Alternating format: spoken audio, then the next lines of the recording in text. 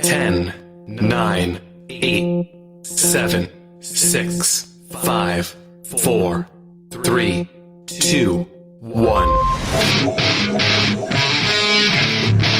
Coming to you live from an undisclosed location deep within the Appalachian Mountains, bringing you the unknown with your hosts David Reagan and Jason Scott. Listen to Project Dark Corona.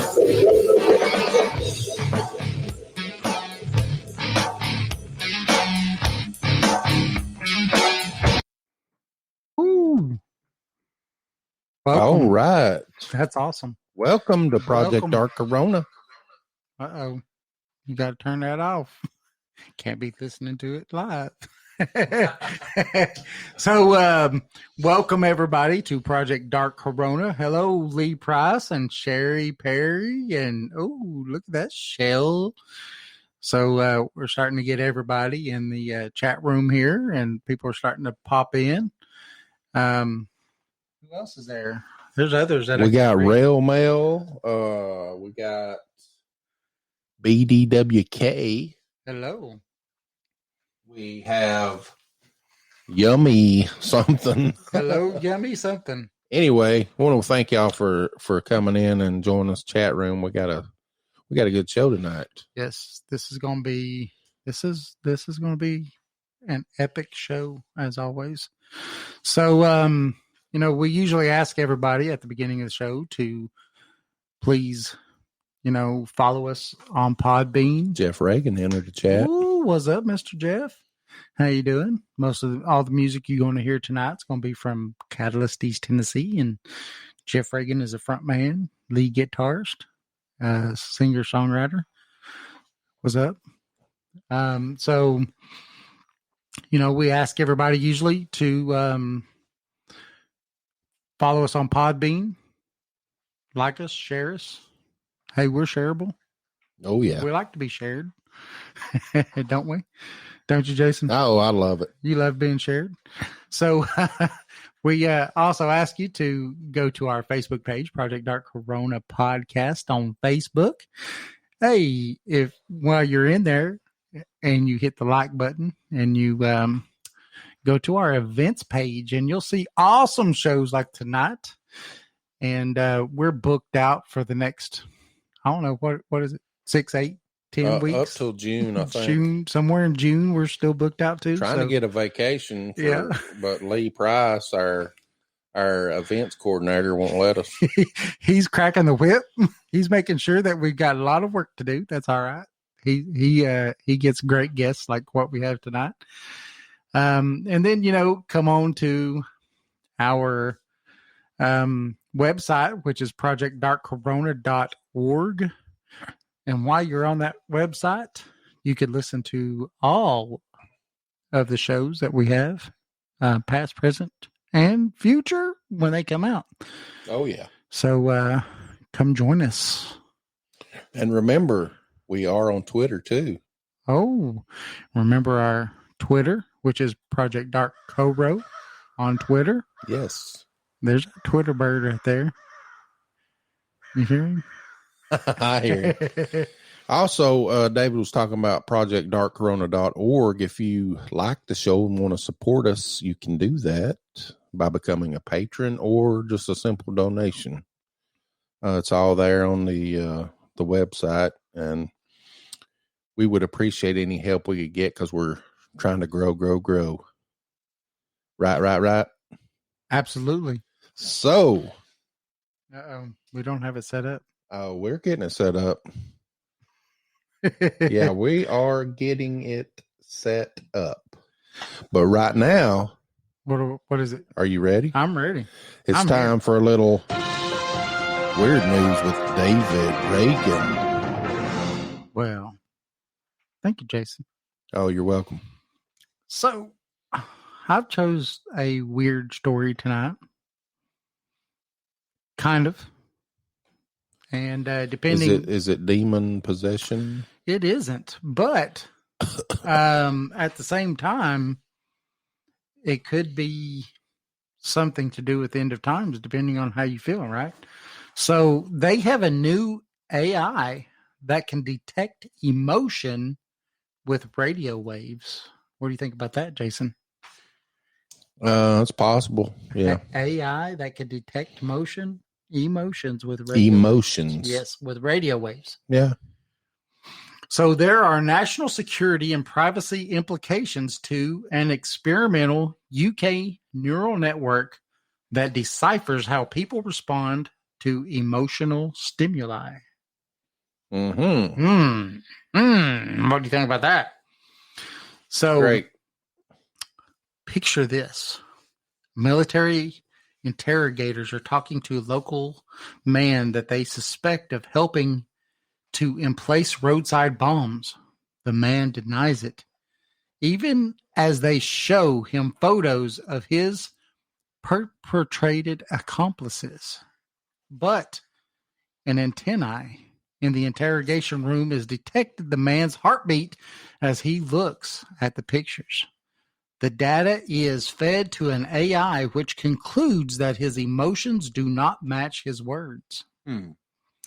So a UK research team is using radio waves to pick up subtle changes in heart rhythm, and then using an advanced AI called a neural network, understand what those signals mean.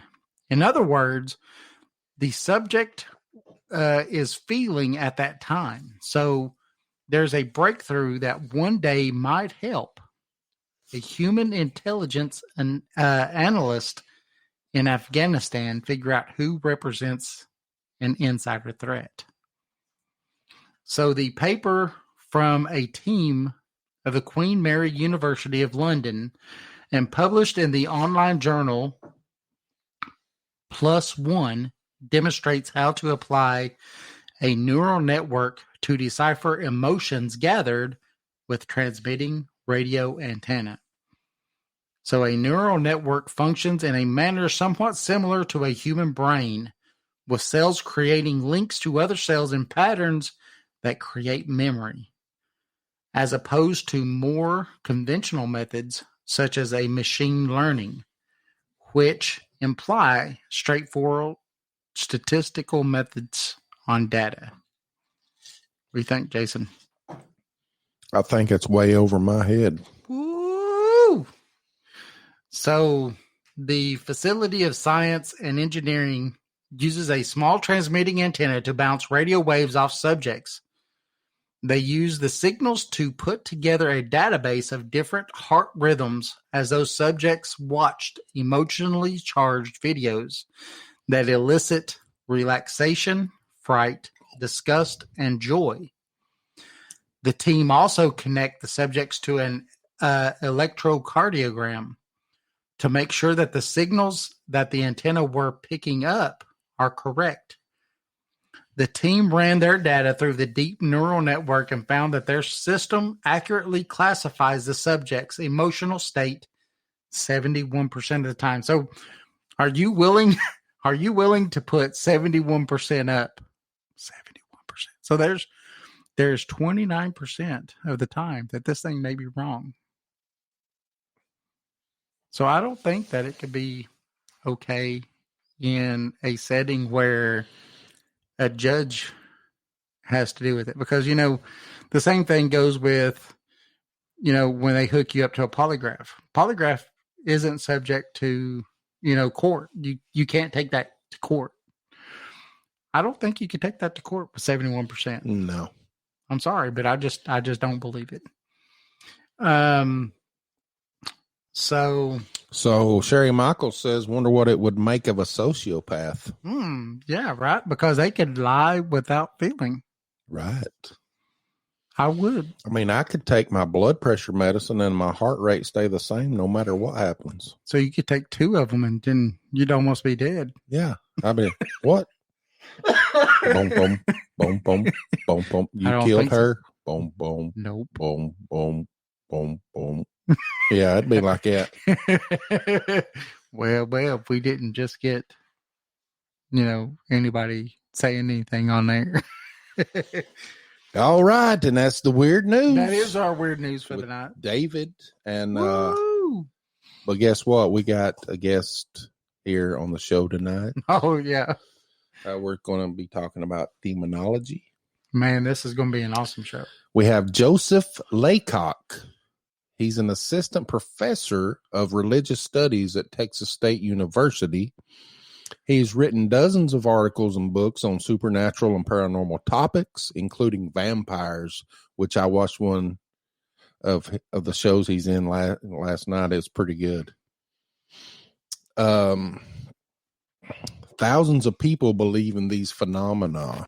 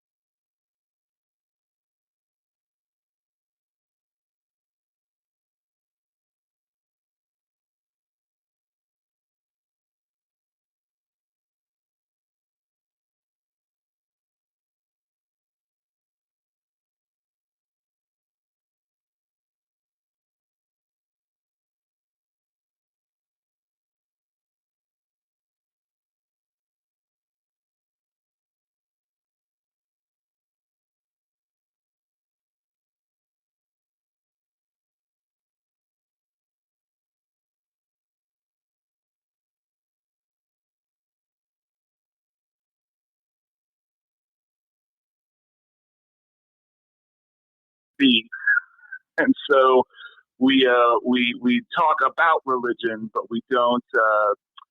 I don't tell my students which religion they should practice or how they should practice it. Right? We try to get a historical and cultural understanding, and I try to emphasize that knowing about the religions of the world is important for being a citizen in the world, or picking up a newspaper and understanding what's going on, and so forth. So most of what I do is about, big religions with millions and billions of followers.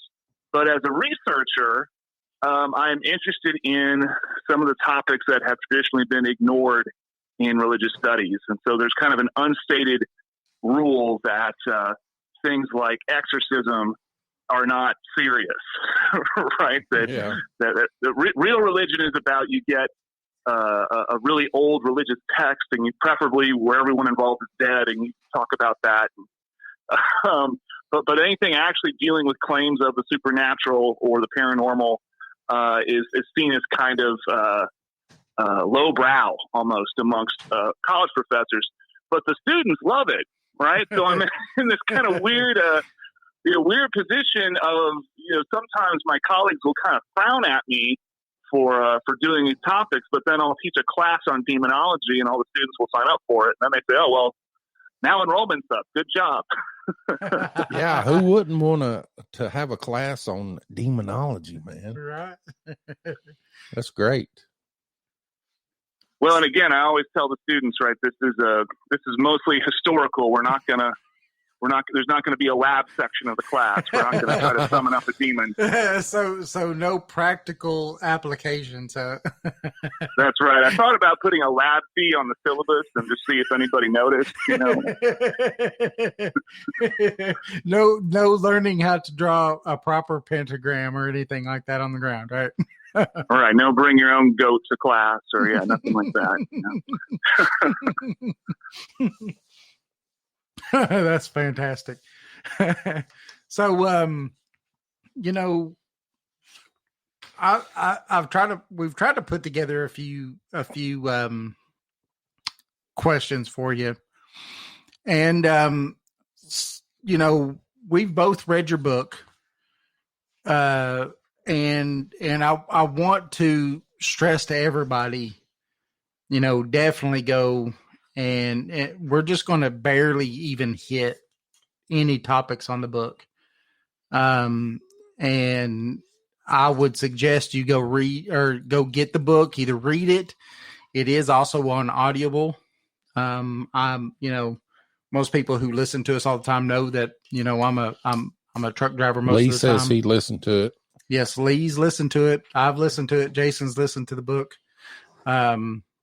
We've all got it on Audible, and it's fantastic, especially the ancient part of it, the stuff you don't hear about. Well, and that's what I was going to ask is can you talk about some stuff like cross culture of religion? So, like other stuff that most people don't hear about. So, here in America, we usually hear about, the Judeo-Christian religion system and stuff about that. But, in the book, you talk about stuff other than that, like the Chinese and the Japanese and all kinds of other stuff. And can you kind of get on some of that stuff as far as like some of the beliefs and as far as, demon possession and stuff like that in their religions? Sure. So, one of the things that anthropology has found is that spirit possession occurs in pretty much every culture on Earth. There's very few cultures where it is understood that sometimes spirits get into people and cause them to, behave strangely. And those aren't necessarily demons. Sometimes this is good, right? So, for example, in ancient Greece, right, people would go to see the oracle, right, and then say, well, the oracle, gets filled up with the spirit of the god Apollo and can speak the future. So, in that case, getting possessed is a good thing. Or another culture might say it's ancestor spirits, or it's the gods, or in China and Japan they talk about fox spirits. Somebody could be possessed by a fox spirit, or in Islam they might say it's a jinn. But all cultures, pretty much believe that this sort of thing can happen, right? So the question is just, what do you do when it happens, right? Mm-hmm. And then what do they believe about these creatures that are coming in and possessing people? So in Christianity, they eventually conclude that these are fallen angels. These are angels who rebelled against God, and now they are possessing people, and so it's the job of Christians to get rid of them.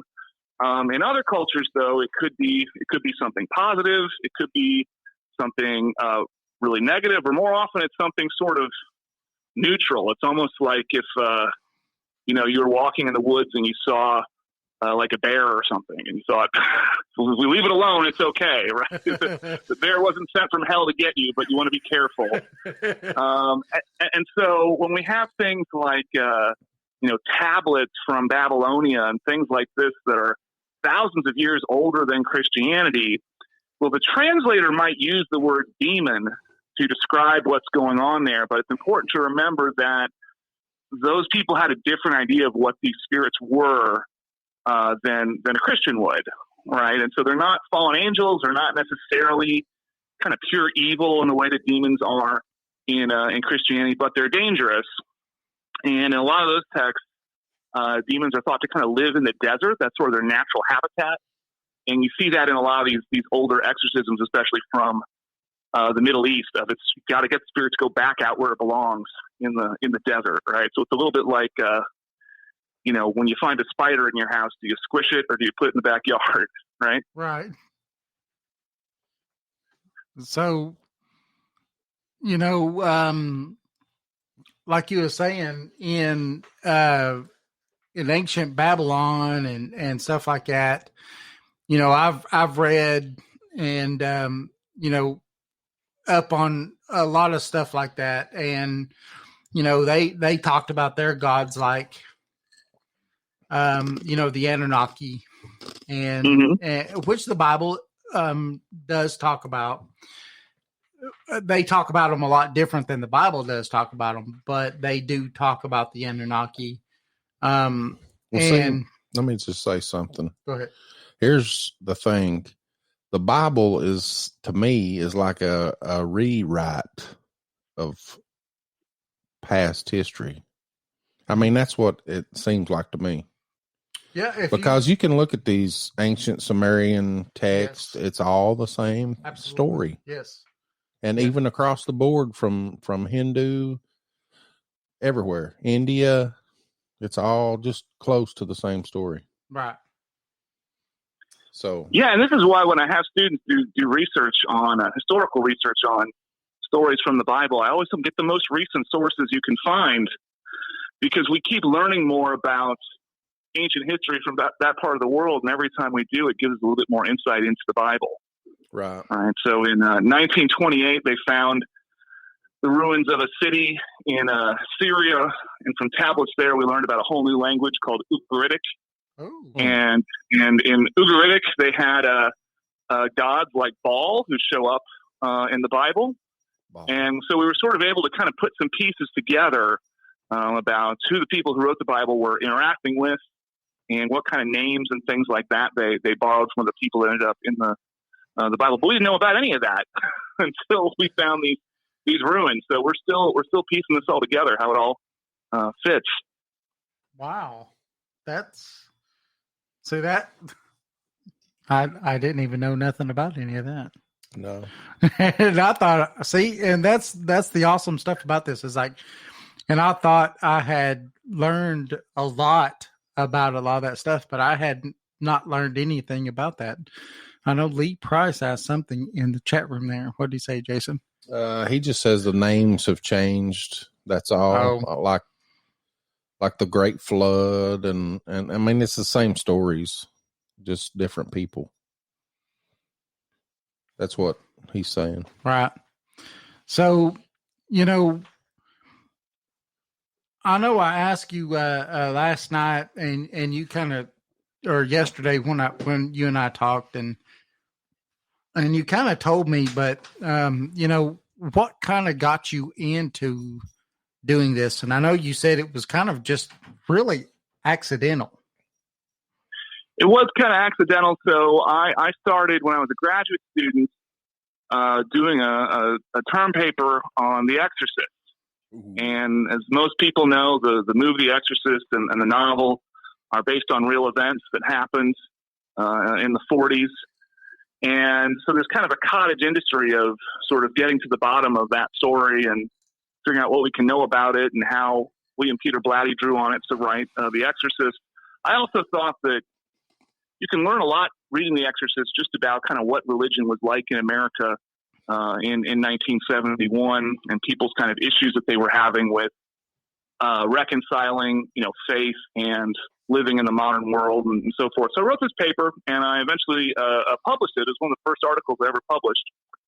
And then I got approached by ADC Clio, who make encyclopedias, about doing an encyclopedia of spirit possession around the world. And man, if you want to learn about something, write an encyclopedia on it. You'll learn a lot. And so that encyclopedia, I edited it. I had to go find experts in all these different fields and convince them to write articles for almost no money. It's kind of a tough sell. But that got finished. And around that time, I got my first permanent teaching job at Texas State, and we were creating a new major in religious studies. And they said, when the students hear religious studies, they think, Sunday school, right? They think this is going to be someone preaching at them. So we need a course to get butts in seats get butts in seats. And so I had just finished this encyclopedia, so I created a course called Demonology, Possession, and Exorcism. Oh, wow. And that got butts in seats, right? Yeah. And so we talked about a lot of the same issues that are in the encyclopedia. And then somehow the word got out of, there's this guy at Texas State who teaches a class about demons. And so then Coast to Coast AM called, and some online magazines began to ask me for articles about exorcism. And then eventually Penguin came, and this is Penguin Classics. So Penguin Classics, they publish books like Moby Dick or Jane Austen. And one of the things that they've been successful at is doing these readers where they're taking classic text, but about a particular topic. And so especially anything kind of spooky or macabre has sold very well. So there's a Penguin book of witches, a Penguin book of hell, a Penguin book of the undead. And so they asked me to do this. And this was a lot of fun, trying to assemble, text to kind of show the range of phenomena, but also I wanted to have things that nobody'd ever seen before. So that was kind of the challenge, was getting something together where people, would feel like they got their money's worth. I know. I like the fact that you told the stories of what happened back then. I mean, you can write it down on paper, and somebody's going to say, yeah, that was true. But if nobody writes it down, it's just not there. And that right, yeah. If a tree falls in the forest, right? Right. So, Right. yeah. A lot of what I was trying to do was take stories that a lot of people had heard about and just really see, can I get to the bottom of this? Can I get to the very first thing that anybody ever wrote about it? So with a couple of these, I was able to do that. So now, in the book that you wrote, the Penguin Book of Exorcisms, do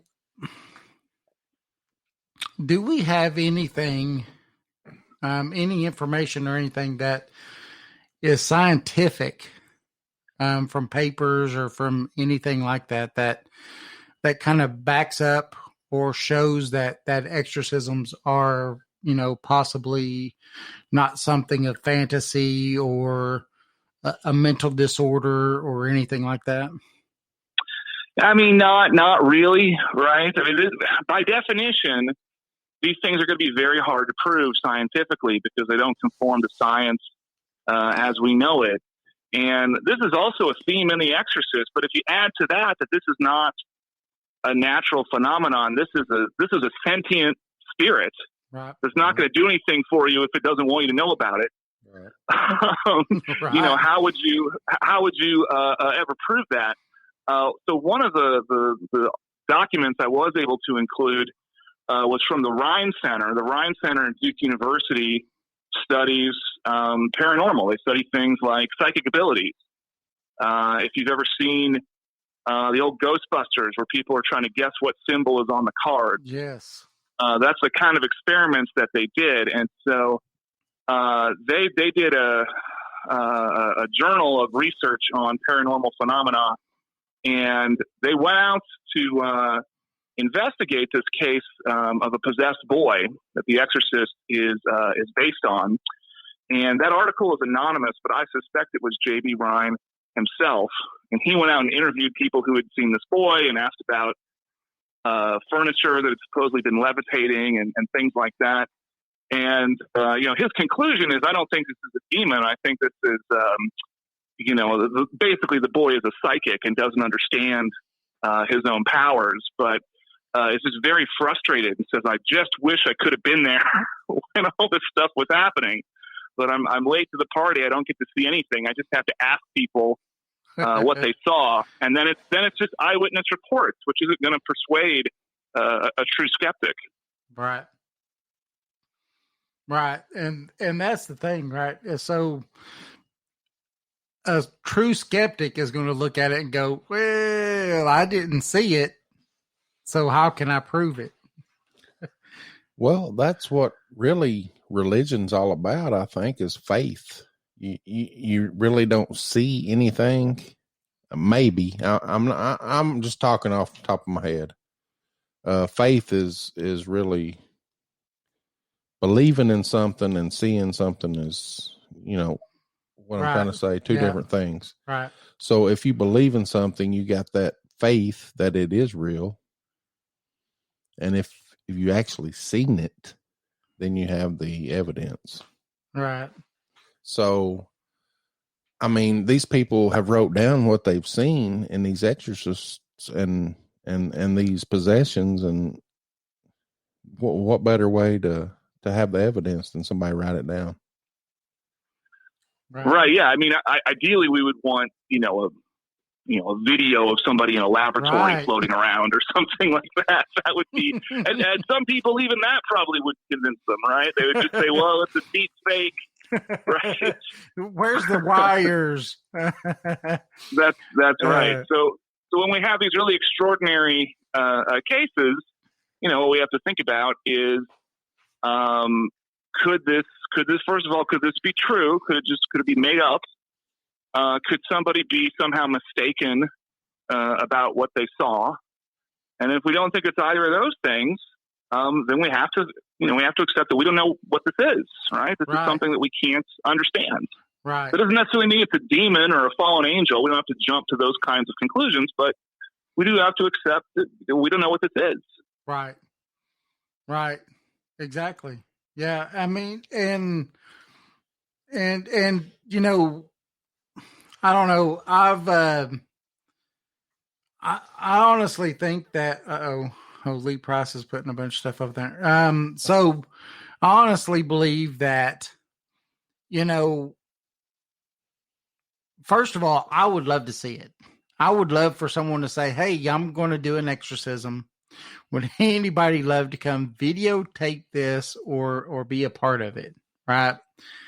I would take that in a heartbeat. Now, would it ever happen? I very seriously doubt it, because from what I've read, as far as, the main people that I know that do any type of exorcisms, is the Catholic Church. Any kind of rites or exorcisms, as far as I know. There's other religions or other parts of the Christian faith that believes that you could cast out demons and things like that. But the Catholic Church kind of has a patent, I guess, or a said way of casting out demons, and they have specific people that are trained to do that, don't they? I mean, as far as I know, they actually have people that are trained to do that specific thing, right? Right. So, I mean, there are other churches that do exorcism, and what a lot of churches now will do is, well, we don't do exorcism if they're Protestants, but they'll say we do deliverance ministry. Gotcha. Which is basically the same thing. And they would say, well, exorcism, that's a ritual and it's not in the Bible. And what we do is closer to what the apostles do, where they just sort of shout and the demon just leaves. But we don't need Latin and stuff like that. But there are churches that say, that they're deliverance ministries. But in the Catholic Church, traditionally, so the Catholic world is sort of broken up into, you've got your church, which is a parish, and then a number of parishes will be part of a district called a diocese, and the diocese will be controlled by a bishop. And so every diocese is supposed to have one exorcist. And I think for most of recent American history, this was just a formality, and nobody really knew who the exorcist was, right? It was just kind of a meaningless title. But since the movie The Exorcist came out, demand for exorcism has gone up and up and up. And so to get a Catholic exorcism, it goes up to it's up to the approval of the bishop, right? So one of the documents that I was really excited to get actually for the book was just a copy of a letter from a priest writing to his bishop saying, I think this person needs our help. Please authorize the exorcism. And the reason the church does it that way is they don't want to get embarrassed. They don't ever want to have a situation where, somebody does something like says, I played a funny prank on this priest, and they did a real exorcism. You know, they're so gullible because the Catholic Church has been a minority religion in America. They've been accused of being superstitious and so on. And so that's the way they do it. My understanding is if you call the Catholic Church up and you say, may I please speak to the diocese exorcist, they will not tell you who it is, right? Because they don't want you to go bother that person.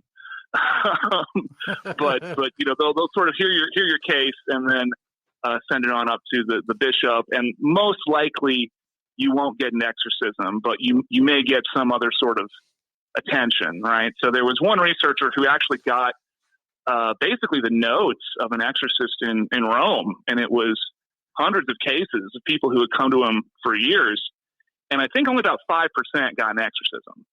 Wow. And you look at the other things that they got, and it was things like, well, I'll just give you a blessing, or sometimes it was like, you need maybe take an anger management class, right?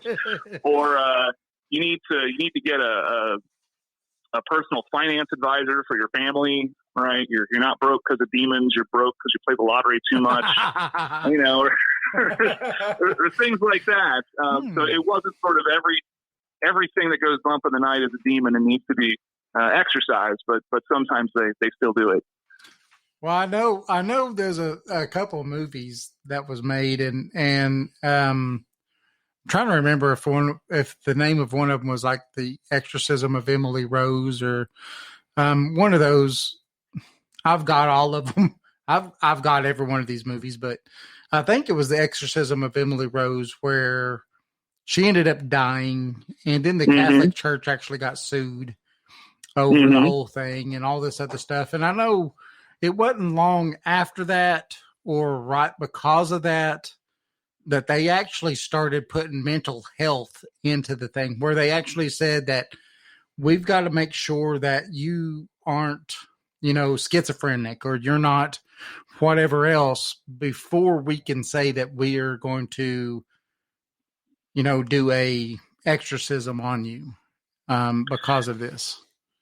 That's right. So the movie The Exorcism of Emily Rose is based on Anneliese Michel, who was a German girl who was killed during an exorcism in 1976. And she almost certainly had epilepsy. Now, you know, some people say, well, she had epilepsy, but she was also possessed, right? Right. But at any rate, she was kept restrained as part of the exorcism for too long and basically succumbed to dehydration because the exorcism went on for days. And so this was a big embarrassment to the Catholic Church. And so they did introduce requirements after that there'd be, you know, a medical doctor present during exorcisms. But unfortunately, this happens a lot. I found a lot of cases where an exorcism went wrong and somebody died, especially when things like restraints are involved. So, yeah, definitely don't try this at home. if you think someone needs an exorcism, please be safe. Yes. Well, Sherry Michaels Perry, she's in the chat room, and she's one of our good friends and patrons, and she's a nurse. And she says, when I first entered nursing, demon possession was a psychiatric diagnosis. Well, that's interesting. Yeah. So, of course, people probably know the DSM is the big manual of known psychiatric illnesses.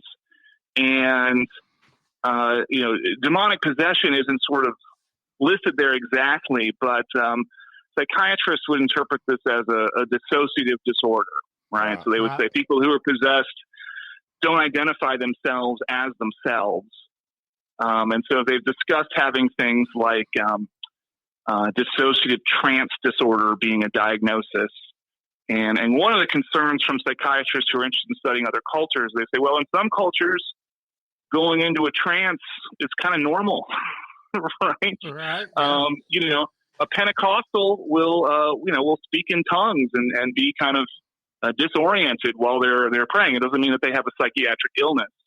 So that's one of the discussions in the medical community around this. Yeah, you could take a little herbs and get a little steam in you Go places, right? Right. Well, there's places in South America where that is the shamanistic way of doing things is take DMT or. Well, I mean, if that gets you to where you need to be at the time, I mean, why not? Well, and there was one anthropologist who said, cultures that have shamans, they don't need mental institutions. Right. Yeah. They don't. If they have someone who's different like that, instead of locking them up in a padded cell, they say, you're going to be our shaman. You're going to talk to the spirits for us, right? Right.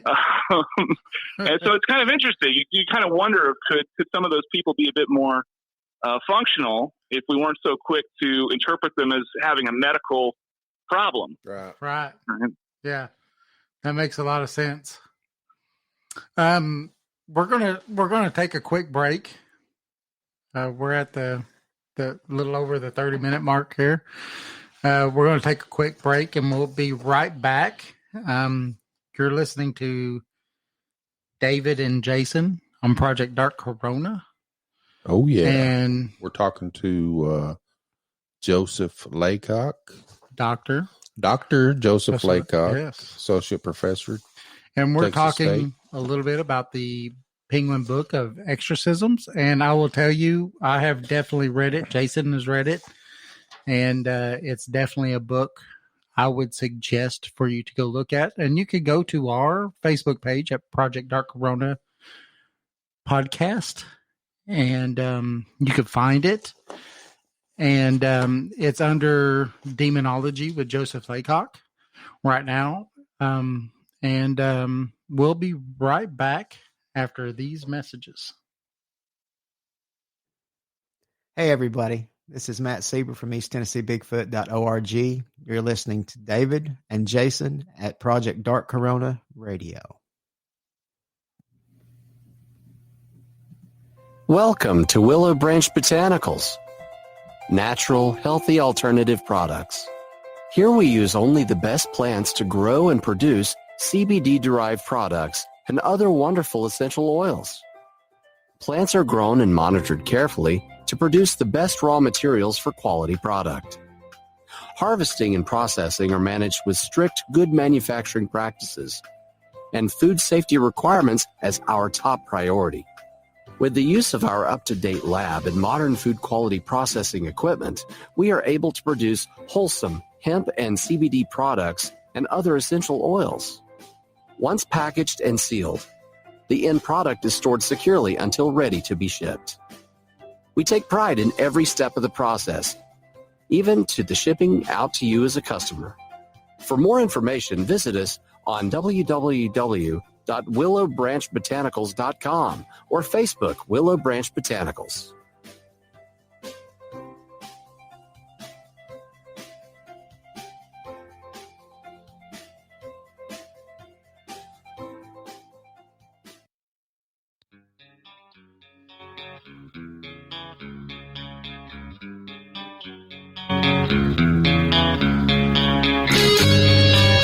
Thanks for listening to Project Dark Corona. You can find us on Facebook at Project Dark Corona Podcast. All of our shows are posted in the events section. You can also find us on Twitter at Project Dark Coro. We have a webpage at projectdarkcorona.org. You can sign up and become a member. You can post blogs and listen to past shows. So remember and listen to Project Dark Corona Podcast.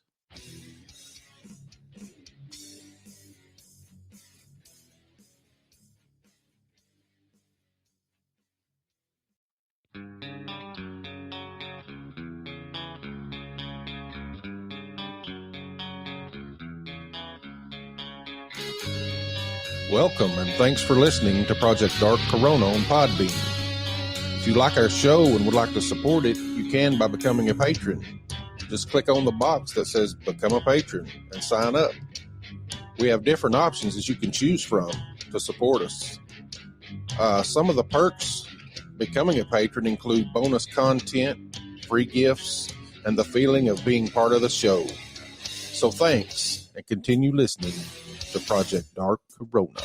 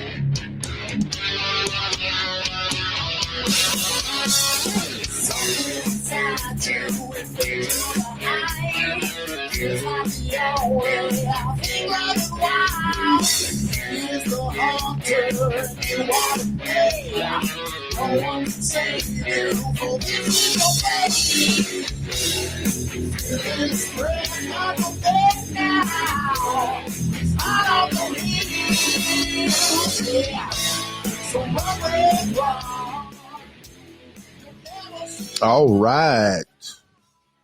Thank you for listening to Project Dark Corona with David and Jason here on Podbean. Tonight, if you don't already know, we are talking with Dr. Joseph Laycock. And right now we're into his book, The Penguin Book of Exorcisms, which is, which is a great book. Yes. So, I do have a couple of questions. We went on. I wrote a bunch of them down last night, and waiting for this. I can hear you, Jason. So, do we have it where or is it, are demons able to go after like people of faith? Because you have it where a lot of people are like, people of faith are protected and things like that. Is that kind of false? Do you have as many people of faith that have been, say, attacked or anything as anybody else? Well, I mean, this is a theological question. So different churches come down different ways on this, right? Mm-hmm. So one attitude is if you're baptized, that's it. You can't be possessed, right? Yeah. But churches that take that view often say, well, I don't know. This person seems like they're having a lot of issues, and they kind of split hairs. So there are some churches that would say, well, you've been baptized, you can't be fully possessed, but you could be demonized. Mm. Right, which means it's not like The Exorcist, but the demons are sort of influencing you somehow or causing you to be doing something you shouldn't do. An old Catholic view is just the opposite, right? It's that if you're not a Christian, if you're living a life of sin, you're basically not worth possessing, right? Oh. Demons figure we've already got that guy, right? But on the other hand, if you were living a life of holiness, right, if you're about to become a saint, then the demons say, that's it. This is our last chance. We got to get in there. And so, in especially the European, with the kind of classic saints from early modern Europe, a lot of them describe being possessed or feeling possessed or feeling like they're struggling with demons. And their argument would be, it's not because these are bad people. It's actually because they're good people. If you look at, I mentioned Annalise Michel in the film, The Exorcism of Emily Rose, that was the interpretation in that story. That the demons were coming for this girl not because she was a sinner, but because she was very faithful and very religious. So there's a whole range of views of the demons want to get you because you're holy, or the demons want to get you because you played with the Ouija board once, right?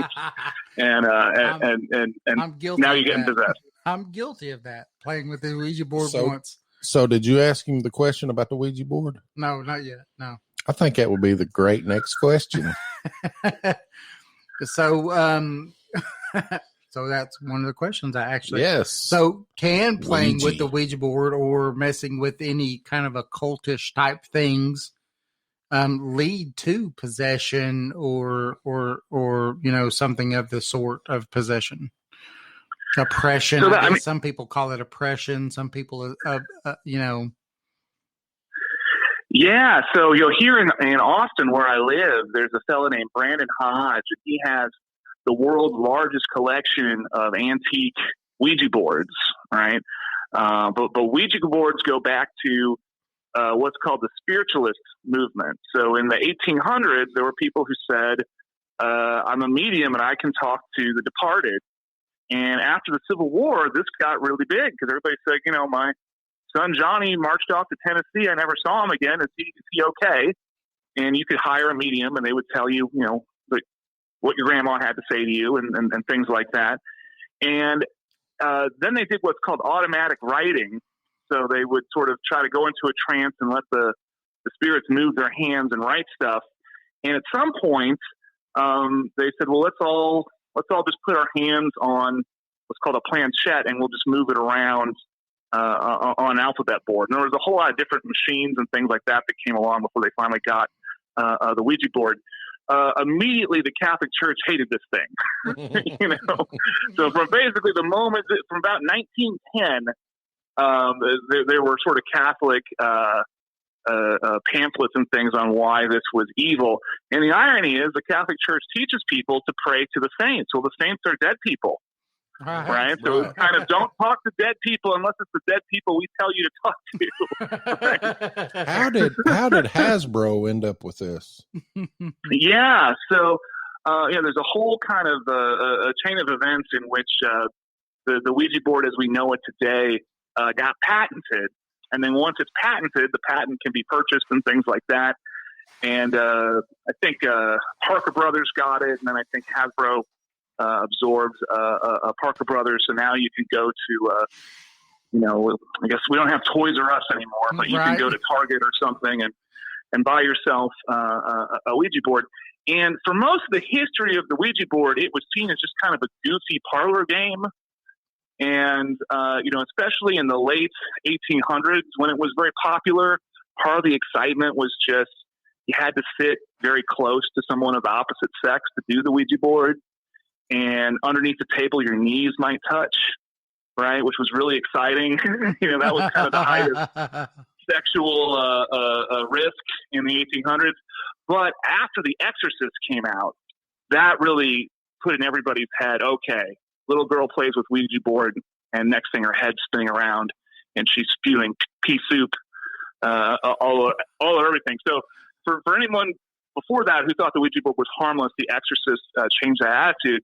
But for teenagers, that just made it more exciting, right? Because now It's not some, goofy toy. Now you can open up a portal to hell or something at your slumber party. It's much more fun.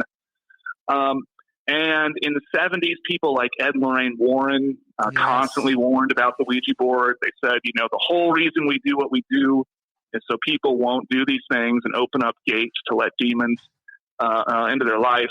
And there's certainly people who have said that, right? That I mess with the Ouija board and it caused all these problems, or it lets supernatural forces into my life. As a historian, I can't confirm or deny whether that's true, but certainly people believe it. Right.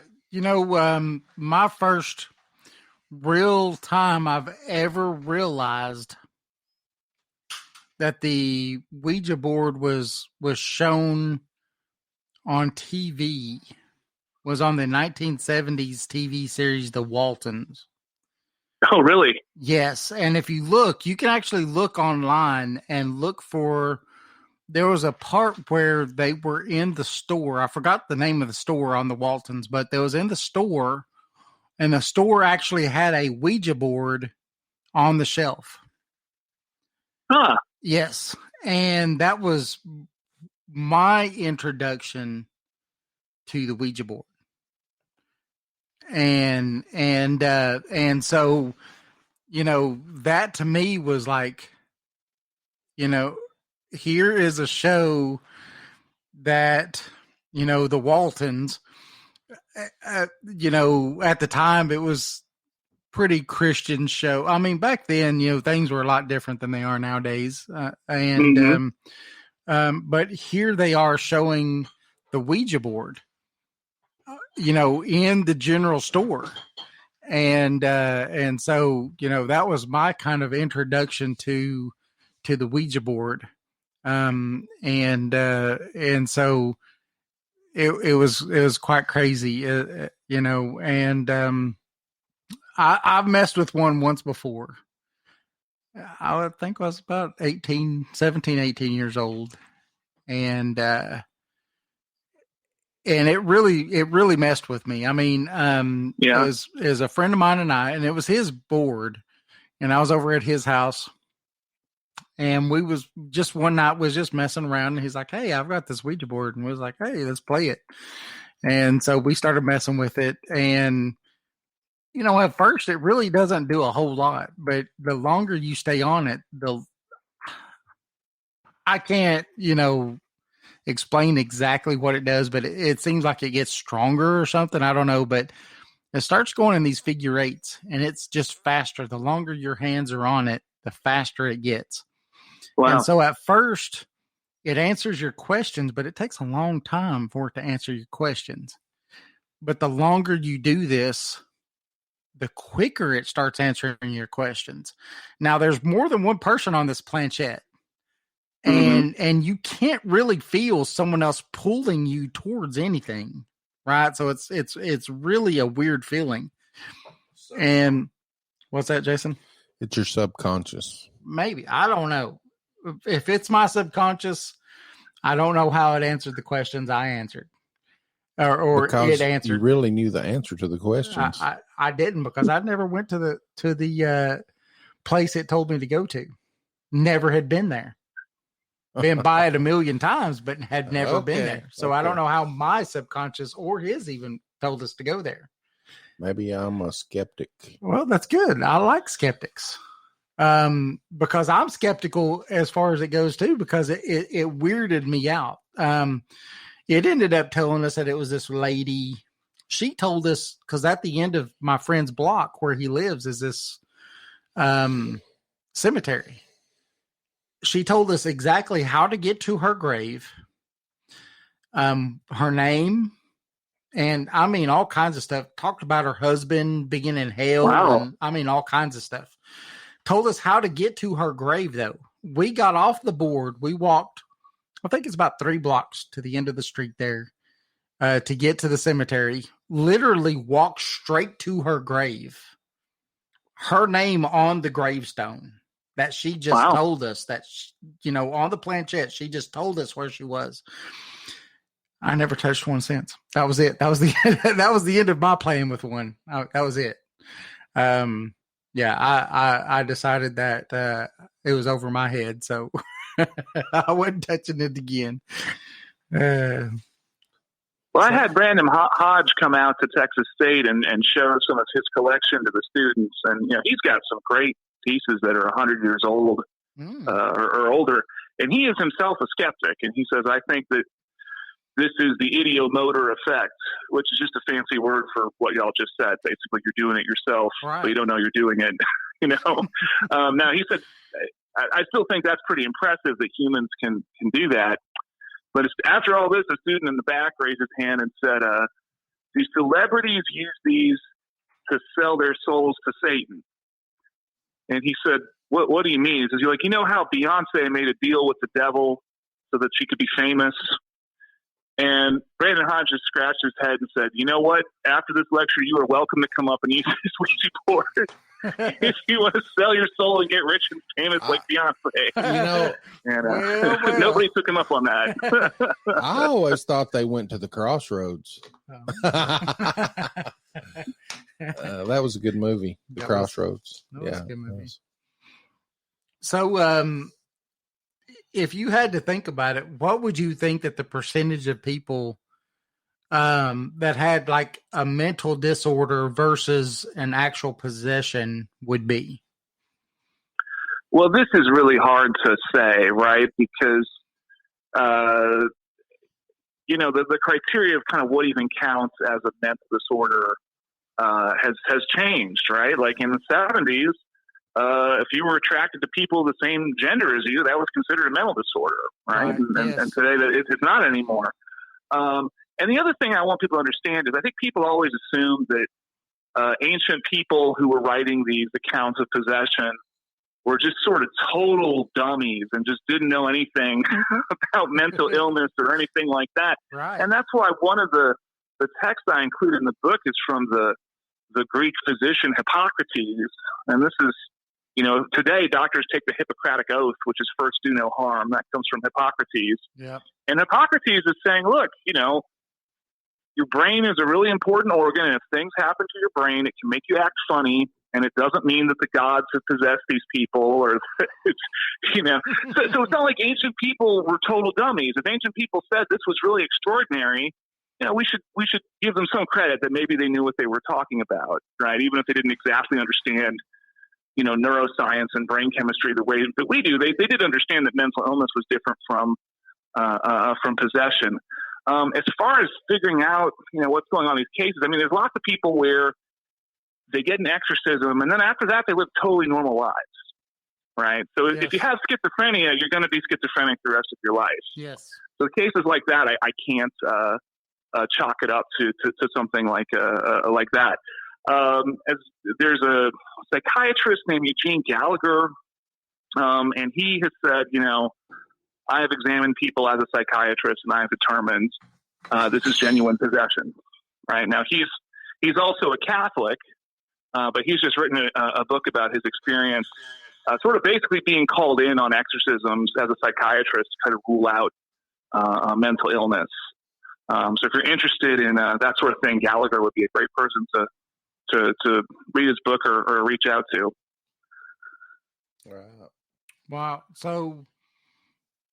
So then to actually take and try to figure it out would be a pretty hard thing no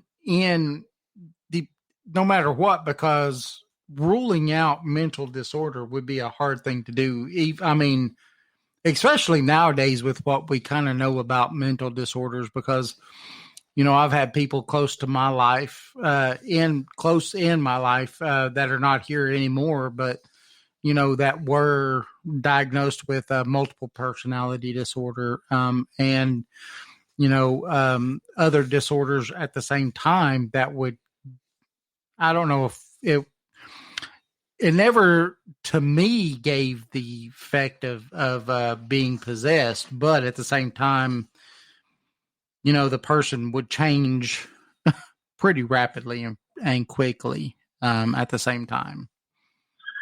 Yeah, multiple personality disorder, or now it's often called dissociative identity disorder. That's what they were. I mean, it's a very controversial diagnosis because it used to be nobody was ever diagnosed with this, and then after a series of movies, especially the movie Sybil, about a woman with 30-something personalities, it started to become a lot more common. Yeah.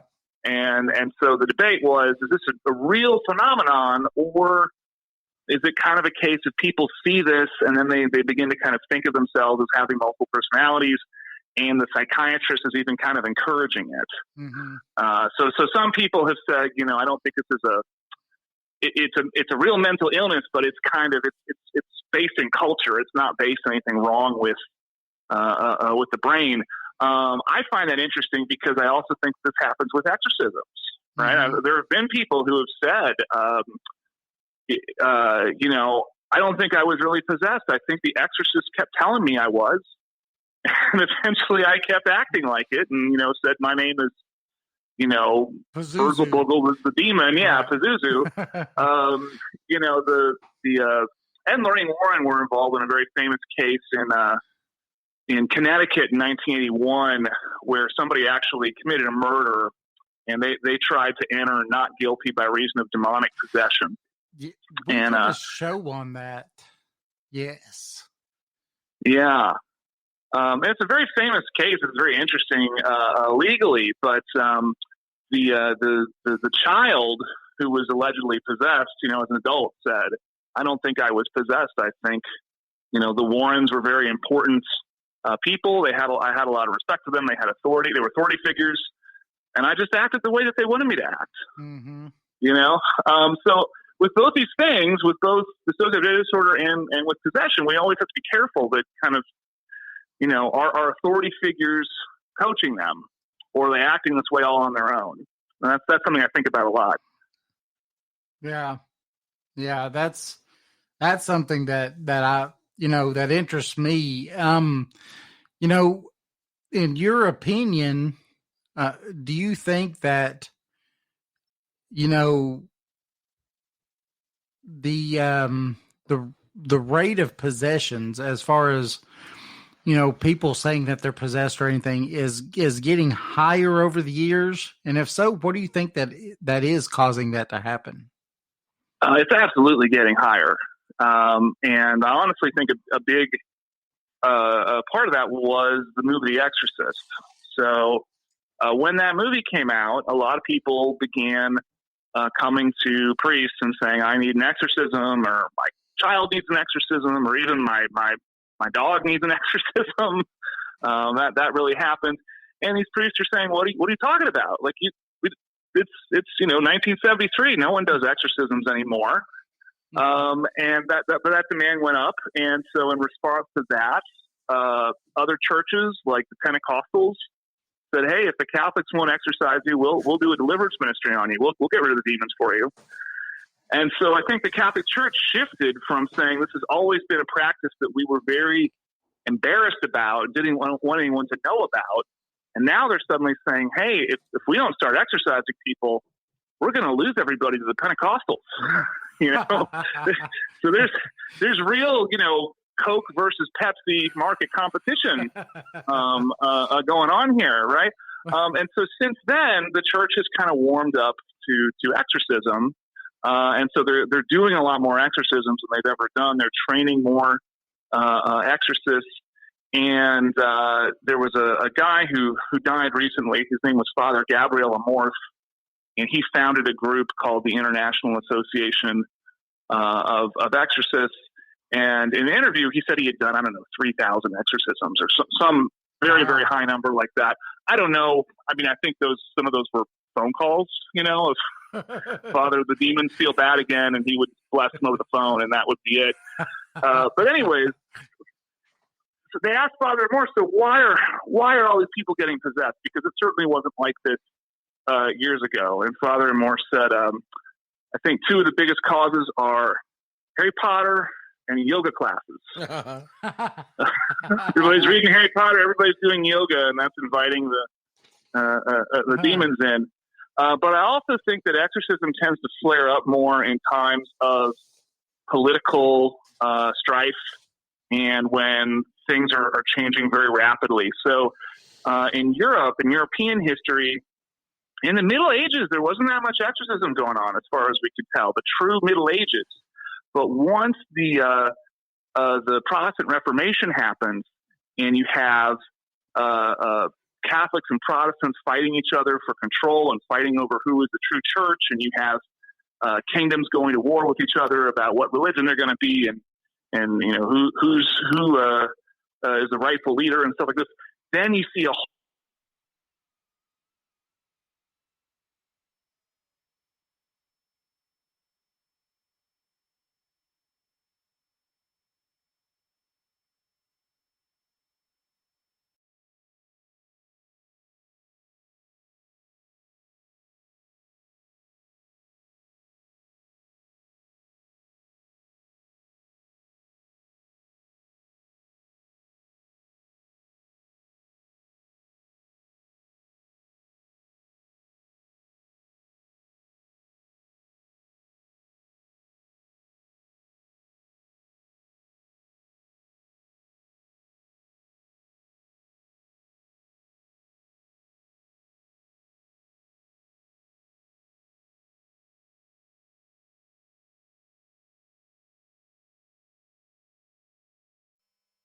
there's this big divide that you think that may happen between the two? And I think part of what was happening back then is you had when you have rival religions and they're each claiming I'm the true church, the other church is heretical.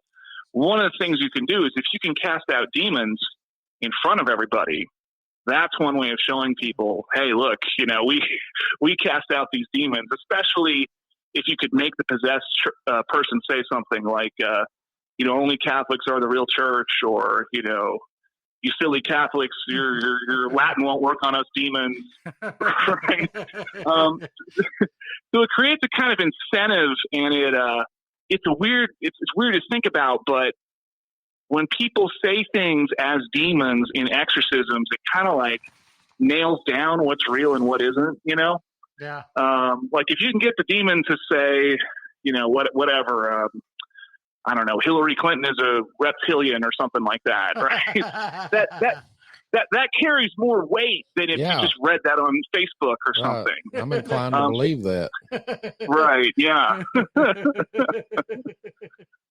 I love it. Reptilians. So, do you think that Hillary Clinton is a reptilian, Jason?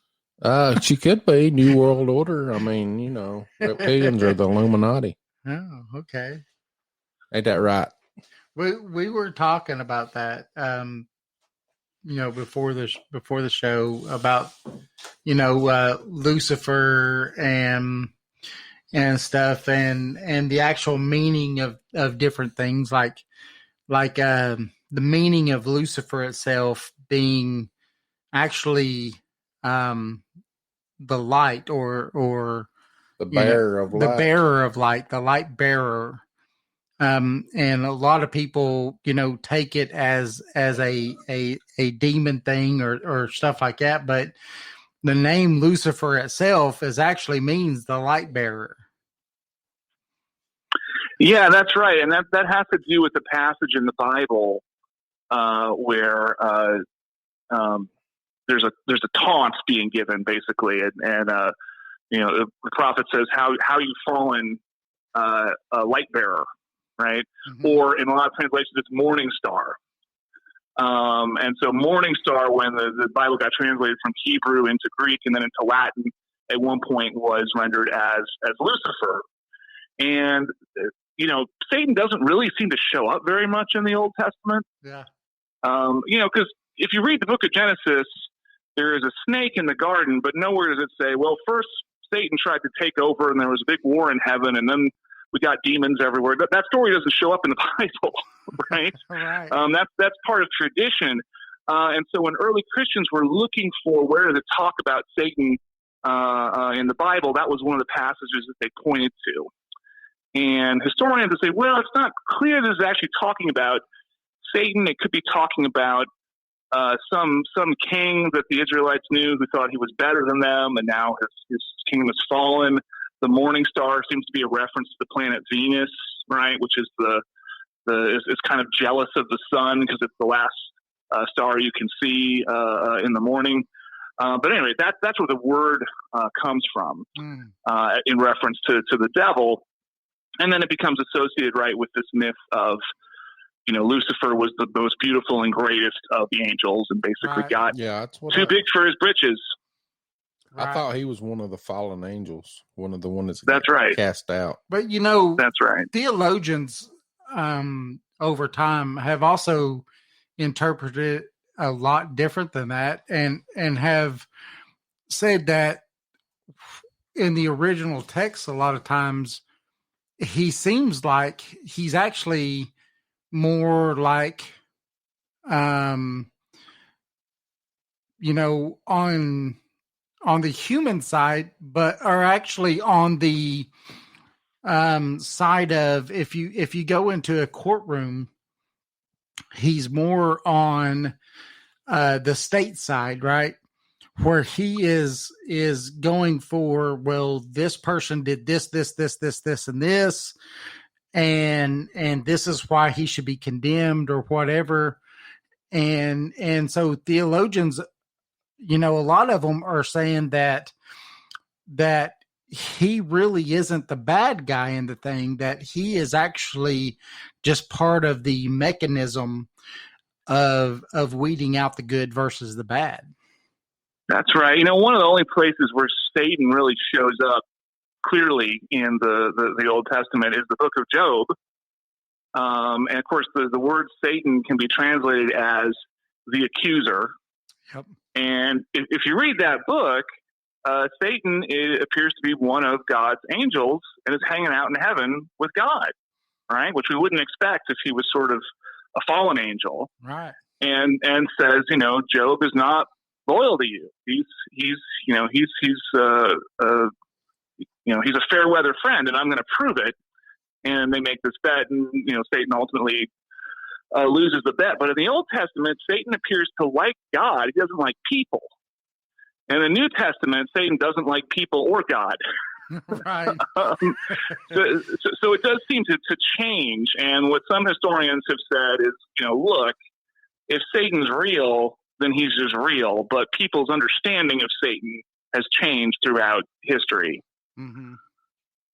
And part of that is in the Old Testament, you don't need Satan to explain all the bad stuff that happens in the world because God's really mean. Right. They don't say stuff in the Old Testament like, well, God loves everybody and wants everyone to be happy, right? And it's only in the New Testament where God's good and God loves us. Now we need some way to explain all the awful things that happen in the world. And so Satan kind of takes on that role. Right. Yeah. And that's something else that I've learned, doing a lot of the studying that I've done over time is that, the God of the Old Testament and the New Testament seems to be two different people. Like the God of the Old Testament, hey, go in, tear down these walls and kill everybody in front of you, men, women, children, goats, every animal that before you, don't leave anything alive. And then all of a sudden now he's a living person. That's right. And there was an early Christian heresy called the Marcionites. And the Marcionites said followers of Jesus shouldn't read the Old Testament. That's a mean book about a mean God. And we should get rid of it. And they were declared heretical. And, so now it's the Old Testament is part of Christianity. But people notice that right away that, God seems very cruel in some of these stories. Right. That's just things over the years that I've read that contradict other things that are said also. So it's this contradiction that you hear that's like, what's going on? Yeah, that's pretty crazy. We're going to go to a quick break. When we come back, we're going to talk, ask if you could talk about a little bit of the stories you have in the book, maybe. Sure. We've got a few of them that are pretty cool, and maybe even ask, some of the guys or men and women that are in the chat room or listening to us if they want to call in with questions or anything, if that's okay with you. That sounds great. Awesome. Okay. So, you're talking with Jason and David, Project Dark Corona, and we're talking to Dr. Joseph Laycock, and we are kind of talking about his book, The Penguin Book of Exorcisms. Also, we want to get into later his new book that come out this month. Yes, and what is that book? That book is Speak of the Devil. Yes, and we want to talk about a little bit of that, of the Speak of the Devil, before the end of the night. Yes. And we'll be right back after these messages.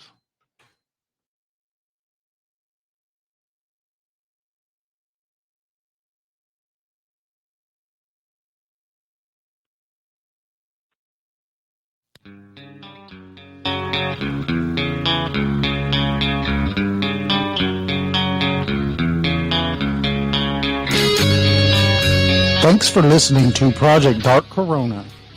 You can find us on Facebook at Project Dark Corona Podcast. All of our shows are posted in the events section. You can also find us on Twitter at Project Dark Coro. We have a webpage at projectdarkcorona.org. You can sign up and become a member. You can post blogs, and listen to past shows. So remember and listen to Project Dark Corona Podcast.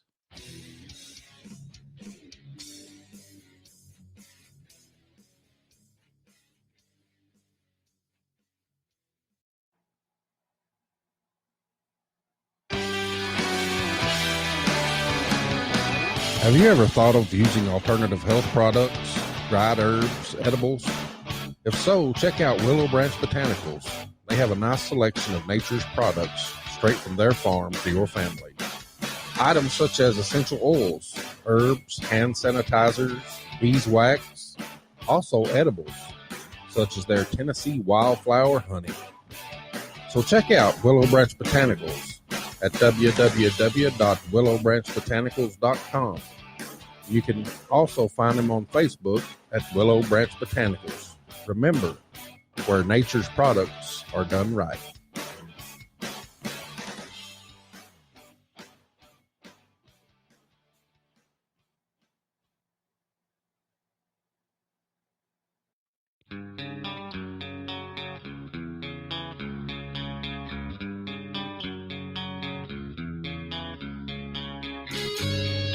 Welcome and thanks for listening to Project Dark Corona on Podbean. If you like our show and would like to support it, you can by becoming a patron. Just click on the box that says Become a Patron and sign up. We have different options that you can choose from to support us. Some of the perks becoming a patron include bonus content, free gifts, and the feeling of being part of the show. So thanks, and continue listening to Project Dark Corona.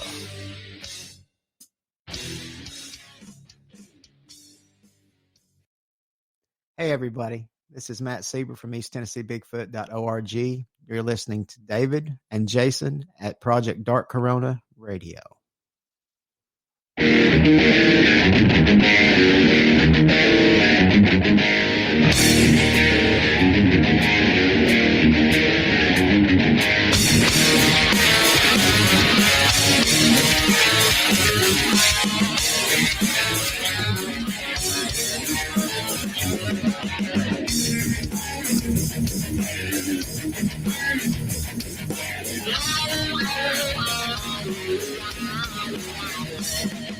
Here I come, lady, with the Bible in my hand. I help you find your way to the promised land. Give it all to me, I'm sure you will agree. It isn't will let me on if it isn't way. I'm all I am, but you will never say. I'm just terrified, different lamb of a prayer.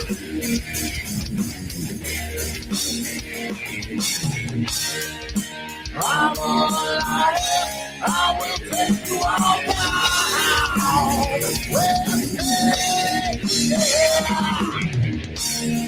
I'm just terrified, except my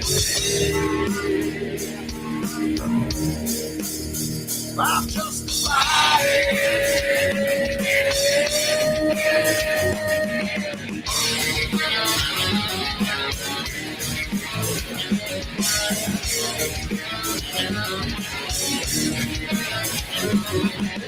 Here I come, baby, with the bottle in my hand. Listen close, gonna help you to understand. Your daddy won't be home tonight, everything is gonna be alright. I got someone who won't pull every time. All right. All right. Welcome back to Project Dark Corona. Woo. We're talking to Dr. Joseph Laycock. We're talking about the Penguin Book of Exorcisms. And we're going to take your calls. So hit the button there on the phone. Give us a call in. And if you need, we will give you the actual call-in number here. And so you can call in if the other doesn't work for you. And so we're going to bring Dr. Laycock back on and talk a little bit further. And if you want to give a call, give us a call in. All right. So, Jason and I want to thank you for coming on the show and talking with us and our listeners, about everything. And I think your book is fantastic. Again, I've listened to it. Jason's listened to it. Lee's also got the book and listened to it. And we're not even hitting just a little bit of what you talk about on the book or in the book. And what would you tell people, if you want to summarize the book itself, what would you tell people about the book? Well, so the job was to get kind of short primary sources describing exorcism, and we wanted to show a range of different cultures. So there's a lot of them are Christian, but there's also Jewish and Muslim. There's a voodoo exorcism in it. There's a Native American exorcism, and then also across time. And so some of them are going back to ancient India and Assyria, and then I think the most recent one is from 2012. And I tried to find stuff that would be basically almost impossible to get anywhere else, so that if you were nice enough to buy my book, you would get something worth having. Yes. Oh yeah. I think so. I mean, again, most of our listeners know that I'm a truck driver. Lee is a truck driver, and we. I'm a truck loader. And Jason's a truck loader. And the easiest way for us is to get these books by audio, and it is on audio. I've got it on Audible. So has Lee. And so I think Jason even listened to it the same way. Yeah, I've got it on Audible too. And the book is fantastic. I've listened to it from beginning to end, and the book is fantastic. It's really well done. It starts off talking about all the cultures. So it goes cross-culturally from Japan, China, all over. And then once it's done with that, it actually starts going into, stories of exorcisms. And this is something that I find interesting. And we'll ask if you could tell us a story. What is one of the stories that's in the book itself that hit home to you more than any of the others? Well, one of the ones we talked about was this very famous exorcism that happened in South Africa, and that was at a Catholic mission in South Africa, and it involved a woman who was Zulu but was being raised in this Catholic school named Chele Germana, and it's a fairly famous case. There's a Wikipedia page about it. But when I started looking at the case, I was trying to get to the bottom of this. Right? Where does this story come from? Because the Wikipedia page would cite some books about exorcism, and they would cite other books and so on. And I traced it back to I found an old Catholic magazine from the 40s, and then I traced it back even further. And I finally got the original pamphlet describing it, which was made by the missionaries who had this mission in South Africa. And then I finally had the full story told by the people who saw it. And I thought, Pater, right, this is what's going in the book. I even found a picture of this woman, which I didn't know existed. And then I had to get permission to publish it. And so I had to reach out to these missionaries who are still around and said, can I found this in an old library archive. And they said something like, "Oh yeah, I think we did an exorcism once. Yeah, whatever. Yeah, sure, you can publish that." They had totally forgotten about it. But it's an interesting case because it's firsthand accounts. It's priests and nuns saying, "This is what we saw this girl do, and we exorcised her." And the things that this girl is doing are just wild. She's levitating, and not levitating a little bit. You know, some of these cases, somebody said they saw levitation, and it's kind of like, well, were they just flopping around on the bed or something? But in these reports, it's saying, you know, she's 5 feet in the air, and they're trying to pull her down, and they can't. And she was doing this every day. That her limbs were sort of weirdly stretching and elongating. And I think the weirdest thing was they said that she could, when she was possessed, she could pick up clumps of dust off like the rafters of the roof or something where she was floating around, and then she would throw them, and they would turn into like bowling ball sized lumps of dirt, which I've never seen that described in any other account of exorcism. And so it's an interesting case because I have to either say either these priests and nuns just said, we're going to pull one massive prank, right, making up all this stuff, or it was the stuff they were describing was just too fantastic to be kind of, you know, they misinterpreted something. Obviously, mental illness wouldn't explain these powers. So it was a real head scratcher as far as an account of an exorcism. Right. You know, in the book itself, that was one of the ones that made me go, what? I mean, because, you know, you had the nuns that were supposedly holding her down, but yet she was still levitating high enough. She was pulling not only herself in the chair she was in, but the nuns up off the ground. And I was like, no, I would want to see that. I definitely would want to see. And someone asked me, would you really want to see that? Or if you saw that, would you run? And I'd be like, no, I want to see that. Because if I saw it, I would be like, something's going on here. No. And then I would break out. Run. I would run. You would, but I would break. I'm the kind of guy that goes to the cemetery and sees a light and says, I'm getting back in the truck. No, it happened. Yeah. And I was like, come on, Jason. He's like, no, I'm gone. But I would literally be like trying to pull out instrumentation to figure out what's going on. If I could, you know, because it's fascinating. You know, I mean, some of the things that's in the book, like, you know, people who can, or people that are possessed that can literally be hanging upside down from the ceiling, but their clothes themselves are like they're standing normal. They don't even sag down. The law of gravity. They do. And, you know, that alone is I don't know, it's fascinating to me. Actually, we have a picture of somewhat similar circumstances. Yes.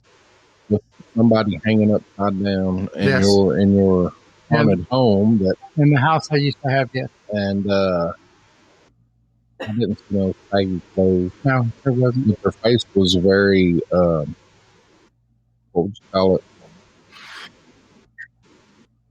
Blurred. It was blurred. It was a blurry face. Yeah. You could tell that it was a person. Yeah. It had long hair, long hair. You could tell it was a female, and she was upside down. There was no saggy clothes. Yeah. But she was hanging upside down. Yes. Yeah. Anyway, back to the topic here. Yes. We got Lee Price on the line. We do. Lee, how you doing? Oh, pretty good. Hello, Lee. He was talking about is that the one where the woman that they were trying to? Hello, Lee. You can't hear me? Lee is connected. Lee, are you connected? I hope so. I can hear you. Not. So try it again. We will go ahead and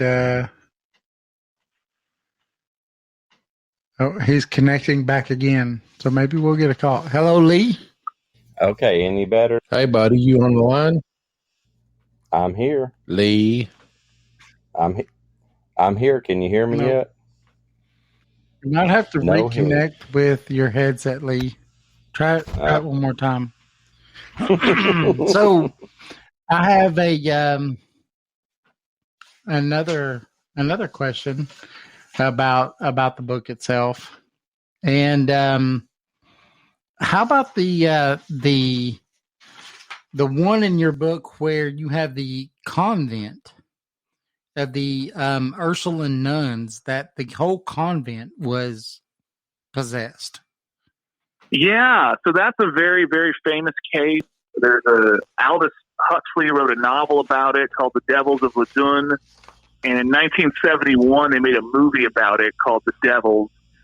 And it's a famous case for a number of reasons. I mean, first of all, the whole convent was possessed for over a year. And it was very public, and people were invited to come out every day and see these nuns get possessed and go through exorcisms. But it's also famous because by 1634, when this happened, everybody was writing stuff down.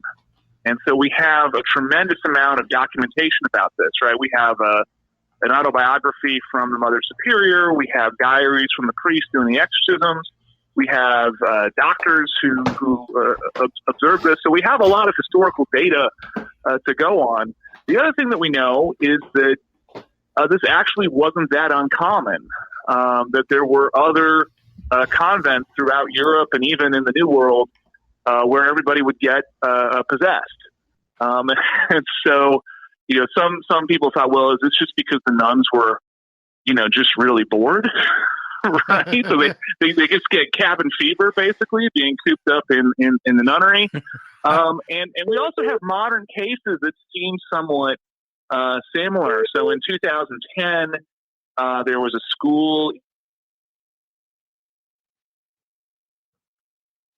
weird tick, and the more girls who kind of associate with them, that they would get it as well. This happened at a girls' school in Mexico. So some people said there could actually be a kind of mental illness here that we don't fully understand. It's been called a conversion disorder. Oh. But just giving it's an example of, you give something a name, it doesn't mean you understand what's happening. Right? But some people said, well, it could be that women are more susceptible to having this kind of basically transmittable mental illness, right? We could also, also we're talking about a lot of nuns, so it's not necessarily the same thing was happening to all of them. So, there was at least one nun who actually asked the priest to stop because these exorcisms were getting pretty rough, and they would be tied down and things like that, and said, I've been faking it. I'm not really possessed. Stop the exorcism. And the priest said, well, that's the devil talking. Right? Don't listen to her. Keep going with the exorcism. But the account that I have in the book is a firsthand account from someone who felt this was definitely real. These nuns were definitely doing things that couldn't be explained. And it's describing things like levitation and contortions and speaking in languages that they don't know. And it's also describing sort of perverse sexual behavior from these nuns, right? That's attributed to the demons. And it's saying they said things that would make the worst brothels in Paris blush. So, and there's a lot to be said about that. That could be the demons. That could be, repressing your sexuality, and it sort of has to come out somewhere. That could even be, this is my only chance to tell this priest what I really think about him, because it's an exorcism. But that's another feature of that of the devils of Ladun, is the obscenity. Right. That I can Yo, sock, priest. I'm sorry. I can see. No, I could see it though. I really could see the fact that If I didn't agree with something and I was that powerful, yeah, the priest sucked.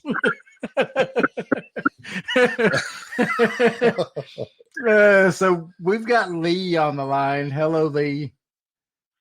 Yep, I'm here. Lee, can what's you hear up? me this time? Yeah, we can hear you not now. much. We got you. Okay, so what you're telling me, whenever my don't wife believe is really everything we tell you.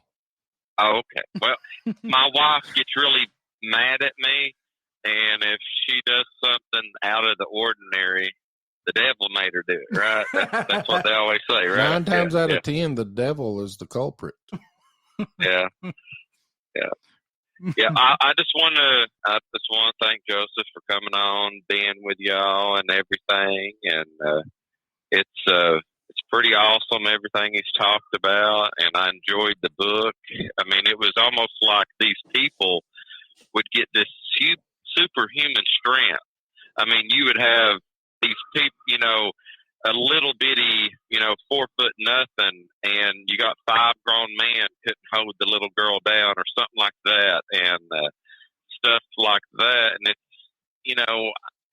yes, you can get with adrenaline, I guess you could get a little bit stronger, but you would think, you got these grown men or all these grown women, the nuns trying to hold someone down, and it's a child and they can't do nothing. And they'll throw them across the room or something like that. And it does make you think. It's like, okay, even if you're not a believer, there are some things that if they happen, you have to look at like, okay, it might not be what I thought it was. Maybe it's something else,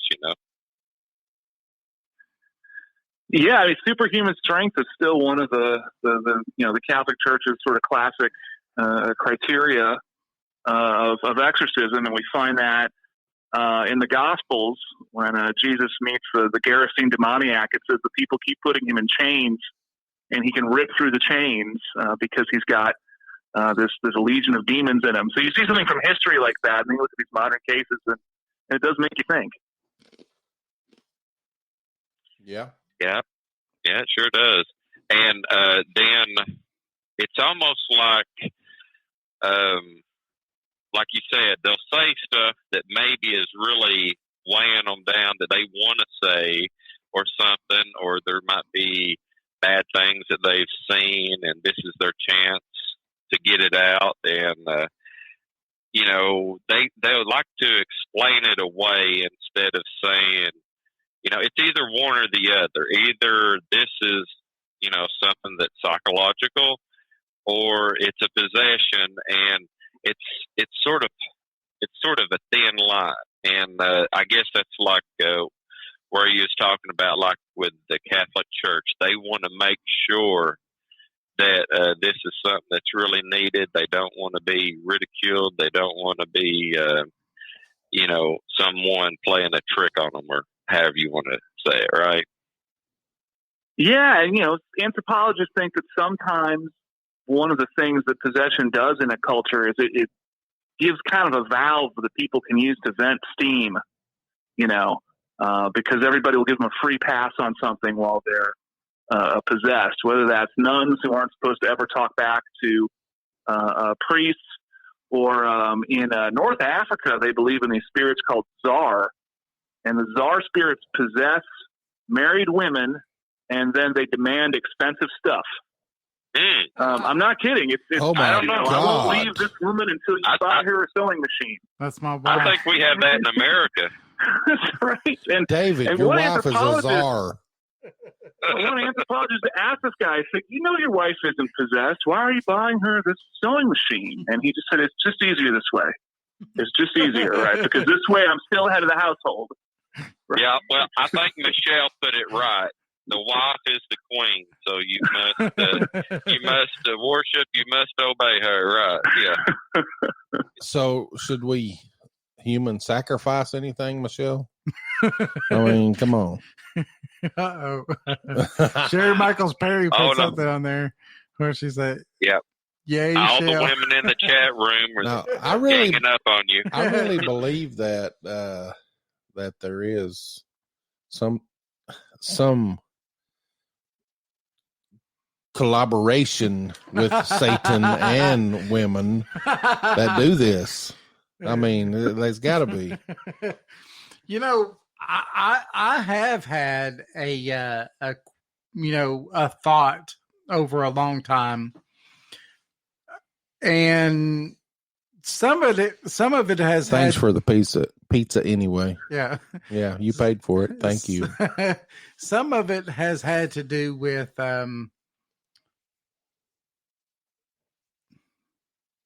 I'm trying to think here. Now, no crickets. I'm no about to crickets on give this a show. cricket. He's trying to give you crickets here. So I'm trying to gather my thoughts. So the thing is that I've thought over time that when you've had some of these really despicable things that's happened, could they have been the same spirit? Or the same demon or whatever you want to call it. And then when that person is no longer a threat or has been caught by the authorities or just whatever it is, it moves from person to person. And that's why you have a lot of the same things happen over and over and over and over again. Yeah, it's an interesting idea. You know, the movie Fallen with Denzel Washington. That's what I'm referencing is that exact movie. Yes.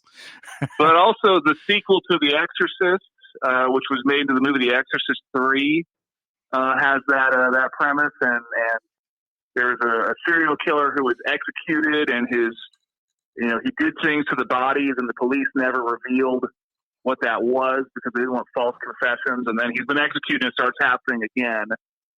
And, this detective is coming to realize it's because it's a possession.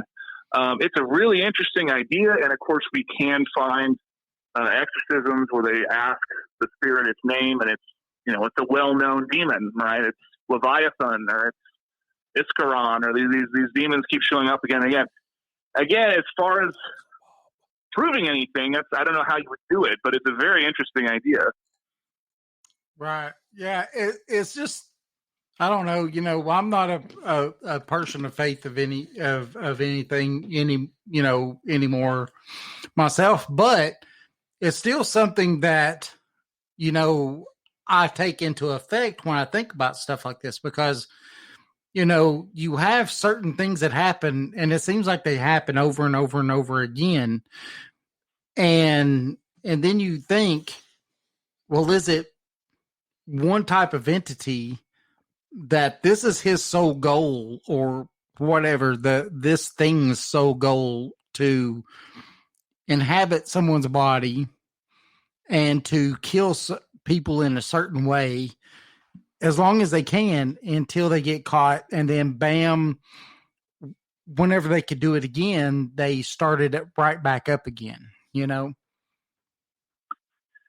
Yeah, I mean, this is a common idea in books of demons that you began to see in early modern Europe, and they would say, well, there's 52 demons in this book, and here's the things they like to do.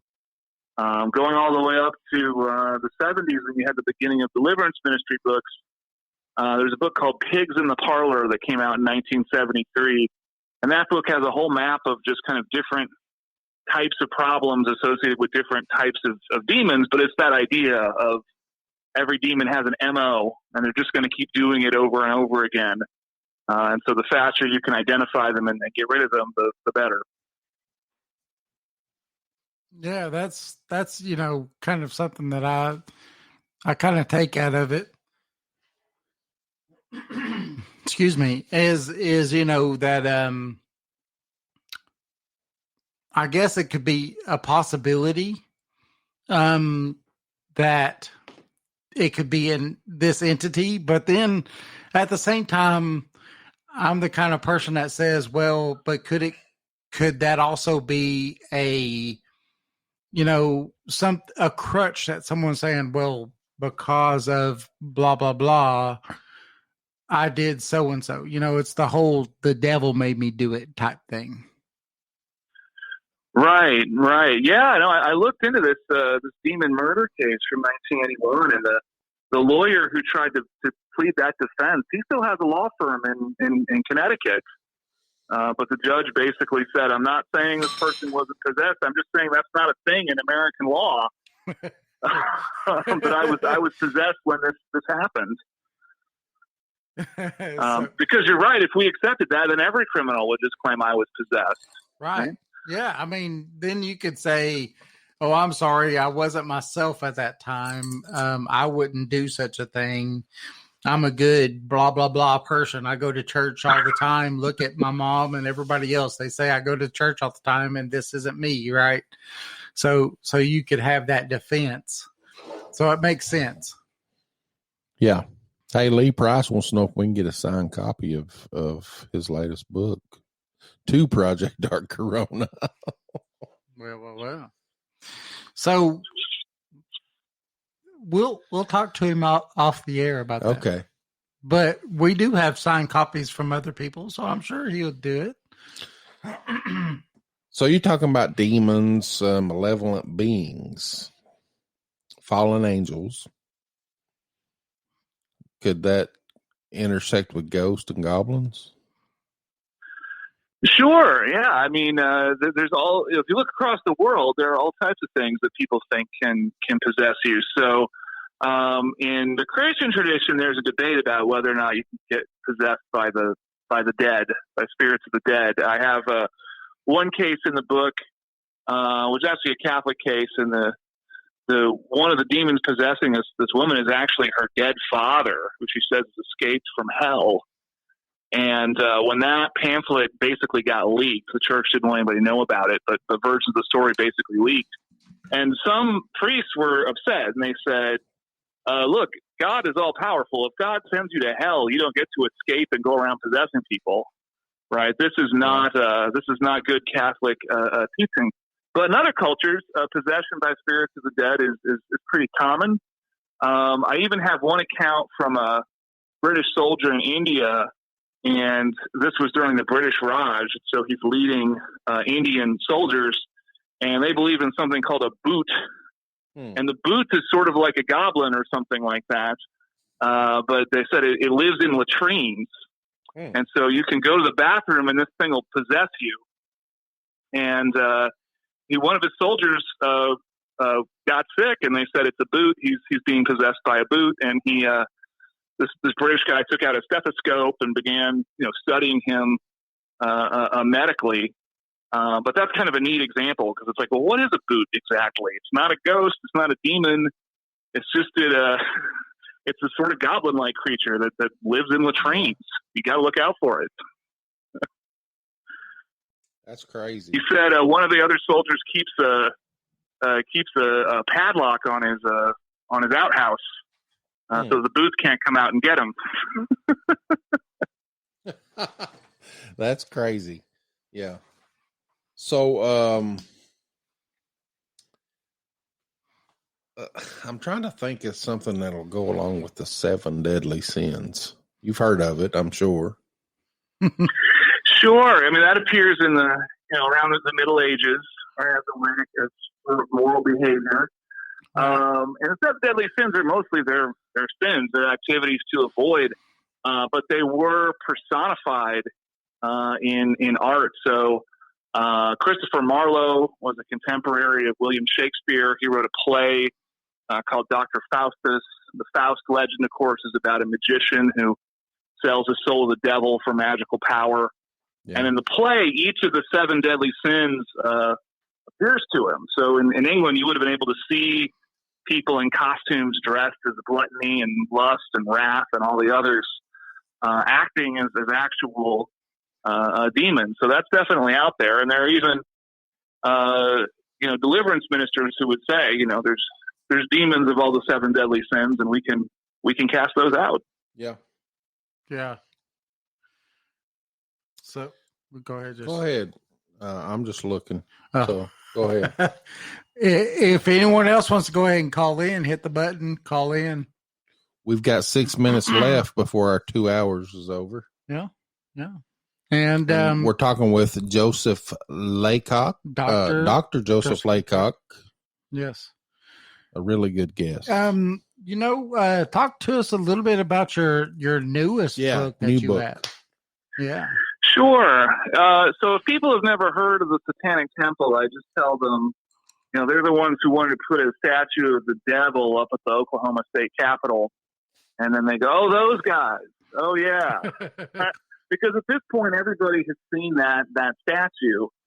So this group started in 2013, and I write for an online magazine called Religion Dispatches. And I found out they were going to do a statue, and I talked to one of their leaders. I got him on the phone and did an interview. And the editor loved it. He said, every time you write something about these Satanists, we get a bunch of clicks. So keep covering them. So I kept covering them, and eventually I did a book about them. But basically, they are they're atheists. They don't believe in anything supernatural. But they say that basically Satan is like their favorite fictional character. Oh. Right. And basically not Satan is told in the Bible, but Satan is told in Paradise Lost by John Milton. Right. Because Milton, that's where, if you've heard the expression, it's better to reign in hell than serve in heaven. Okay. Right. That's from Paradise Lost.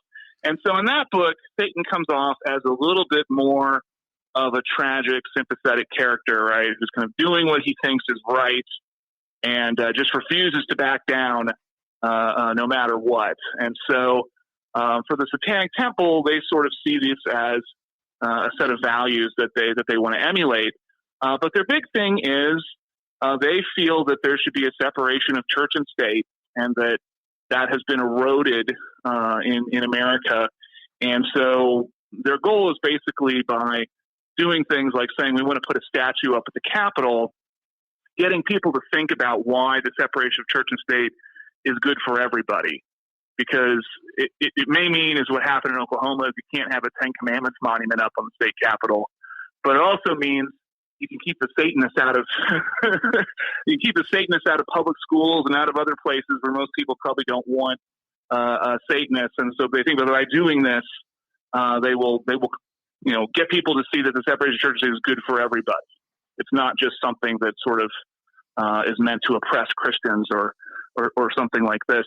So they're a fairly controversial group. For the reason the book is called Speak of the Devil is I'm less interested in the group themselves as somebody who studies religion. I'm more interested in the conversation that they're basically forcing people to have by doing these kinds of stunts. And one of those conversations is, what is a religion? Can you have a religion that doesn't involve believing in God or an afterlife, for example? Most people assume that's what religion is all about, but they were granted tax-exempt status as a church by the IRS. So in the eyes of the government now, they're a real religion. So they've kind of forced people to think about things like religious freedom and what is religion in a way that they probably weren't doing before. See, that right there to me makes a lot of sense.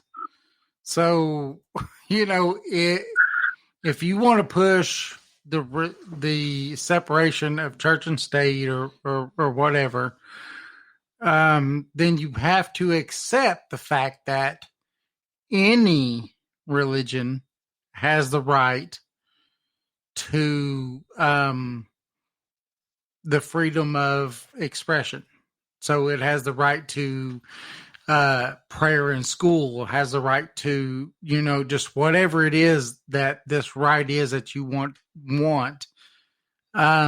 Every religion has that right in our Constitution.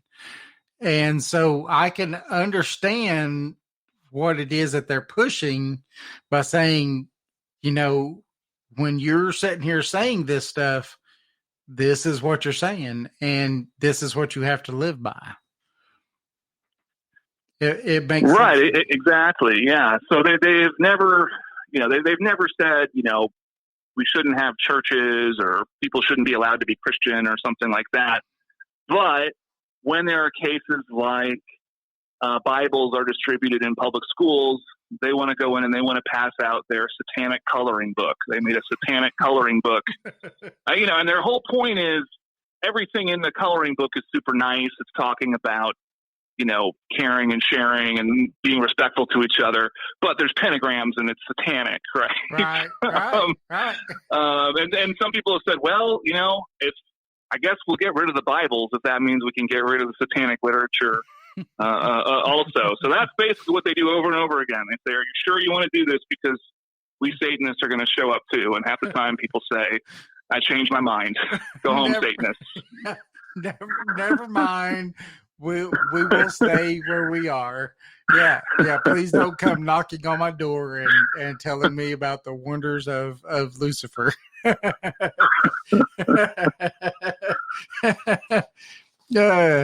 don't know. I mean, I understand where they're coming from, though. I mean, if you're wanting to preach one way, then you have to hear every way, and you have to understand that is okay.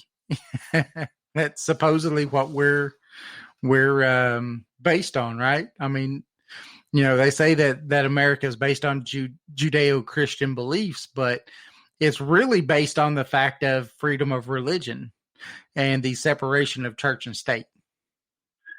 Yeah, if you read what James Madison actually wrote, he's called the father of the Constitution.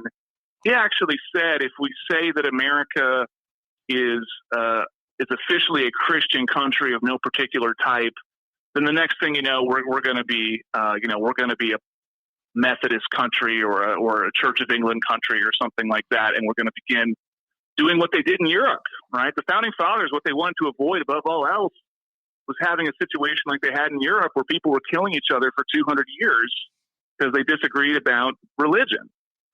So it's you hear a lot of this language we're founded on Christian values, but legally, culturally, I think that's true. Legally, I'm not persuaded by that. Yeah, I mean, it is.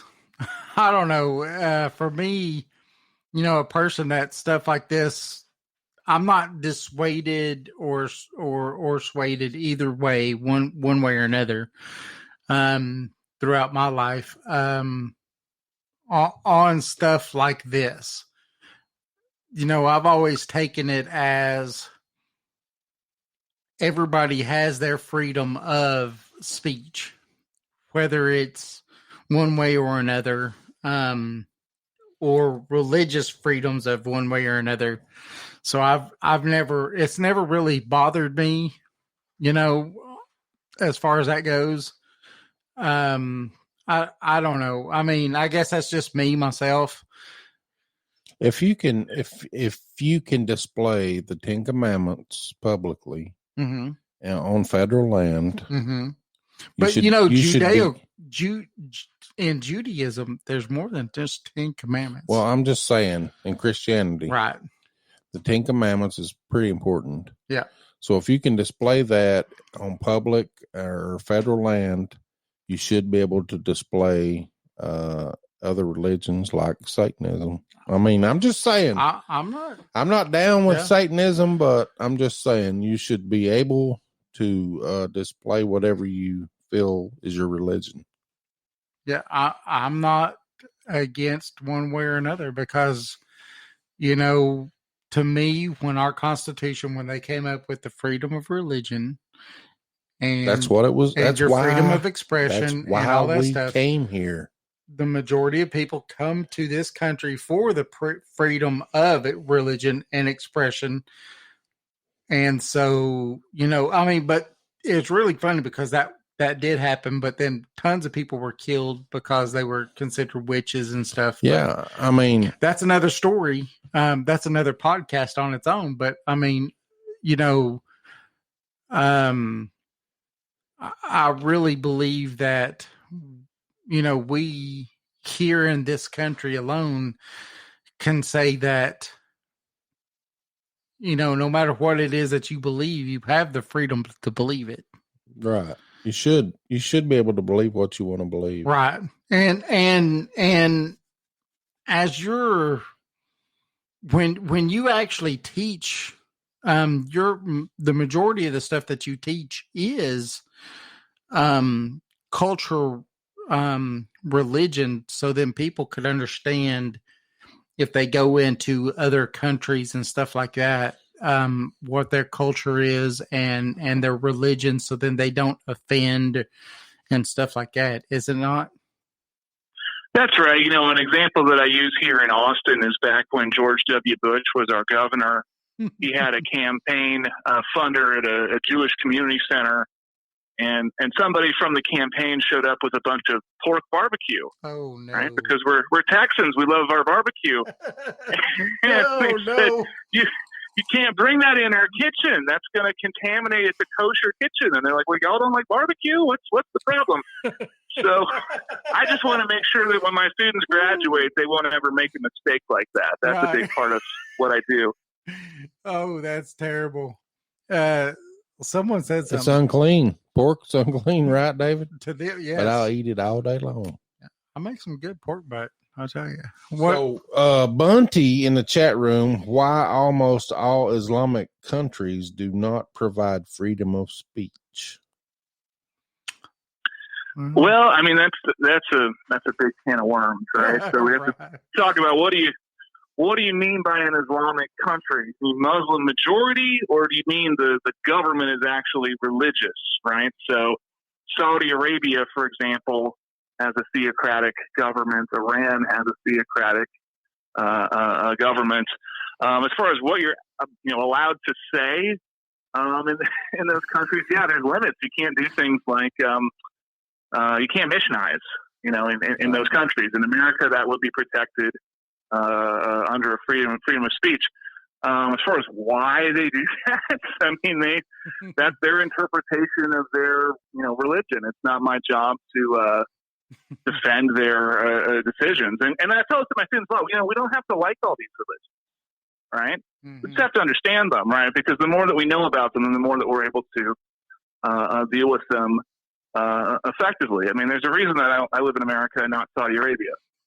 Right. I mean, obviously, I prefer the way that we do things here.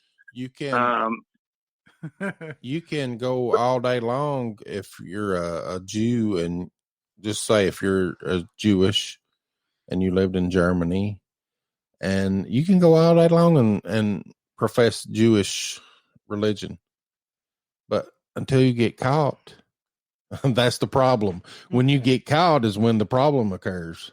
So I think freedom of speech or freedom of religion, is important to this country.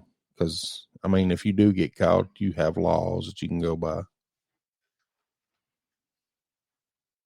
Sure. Yeah, absolutely.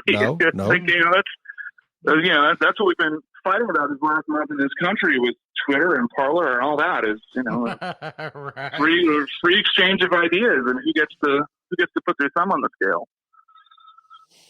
Right. Yeah, exactly. I mean, again, that is the reason we were founded was because of that's these what freedoms. we was talking about earlier. Yeah. So, I mean, anybody that's asking these questions in the chat room here, we were founded here in this country because of these freedoms, because we were, in one way or another oppressed in England or in the, at that time. And they came to this country to get away from that oppression.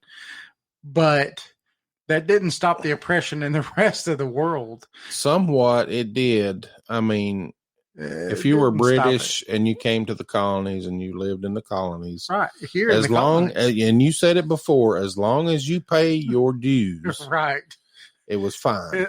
It was fine. They loved you as long as you paid your taxes. It was when we decided that there was no taxation without representation that we decided that we was going to change the way that this country operated. But if you believed in Satan or whatever your belief was, it didn't really matter, because as long as you paid your taxes, you was good. You was good, but there was certain colonies that was not good, because you had the witch trials and stuff that did happen at that time. And people were drowned, killed, yes, and burned, and all kinds of stuff. So I mean, people did come to this country for that reason. They didn't have Google. Right. Google didn't happen at that time. No. Right. But there was people who came to this country at that time for that reason. But at the same time, they still didn't recognize freedom of religion. Even though that's what they wanted, they still didn't recognize other freedoms. Hey, we've got a caller. Oh, we got a caller. Yep. Jeff calling in. Yeah, because this is at the end of it. Hello. Hello, Jeff. Why is our caller button not working? Our caller button is not working tonight. Jeff, can you not hear me? I'm here. Hey, Jeff, if you they can hear him, but we can't. We can't hear you. So give us a call at the other number, 865-773-8316. Hang up and give us a call back. Yeah, everybody else could hear him, but we can't hear him. I do not understand this. Go ahead and hang up on. Give us a call in at the other number. Oh, here we are.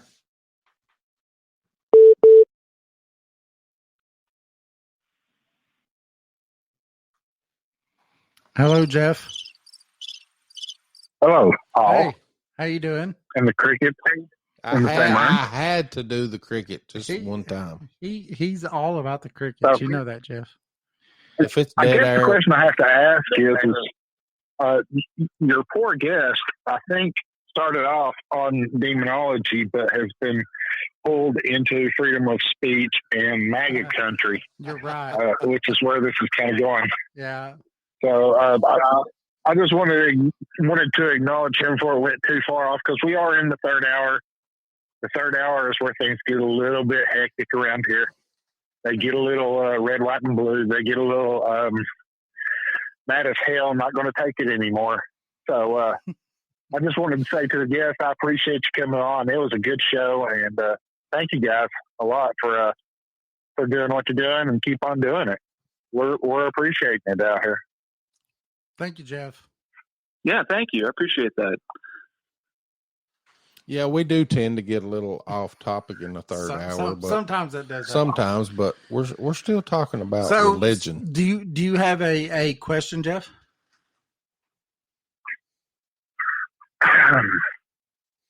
No, I have all the answers. Oh. You know this. So I know from experience that you're an avid Christian. You're an avid Christian, right? Come on now. Don't deny it. You will be punished. No, come on. No. I don't deny any. I don't deny Christ before man. It just depends on what you define as being Christ, because I meant my Christian. definition and another person's definition is two different things. I know, but Christian meaning one of the enlightened ones. Yes. There's a lot of different sects that aren't necessarily the good old Southern Baptist, if you know what I mean. So do you have any questions tonight? No, I don't. I mean, I lack the understanding or even the belief structure to follow along with demons and demonology. I was just saying it was a good show. I mean, wanted to pat y'all on the back. So you did a good job. Well, we want to thank you, Jeff, for calling in and everything. And so you don't have any questions for Dr. Joseph Laycock? Nothing that's come to mind. Nothing. I'm completely blank here. That's rare for you, Jeff. That's what you wanted. You wanted to be able to hit that button. I know. Thank you. That's my second button today. Jason loves hitting the cricket button. That's why I try not to give him the opportunity. Joseph, Dr. Joseph Laycock is, he's done a lot of stuff, wrote a lot of books and a lot of articles. He's been on a few shows and stuff about this stuff. Yeah.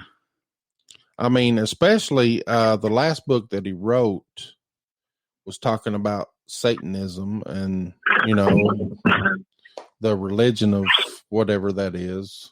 I have no clue. I guess it was talking about the some of the things that's been going on. Well, like he was saying, though, it's the that's how they're showing the contradiction between, okay, well, if you say that, that you have the freedom of religion, prayer in school, yes, then we have the same religion. We should have the same thing. Yes. Prayer in school. And I agree with what he was saying. It's not really even, Satanists or devil worshippers as much as it is just atheists who are lashing out at the nothing that we proclaim as something. Right.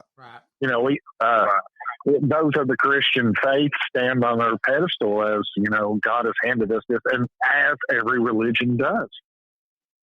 We've been handed this. We are the chosen ones. We've been handed this on high. You are all infidels. Holy wars are nothing new to this world. This world will end in holy wars. You'll never get rid of it. Even trying to get rid of the holy wars is going to be a holy war. So, it's not exactly. Atheism in itself is religion.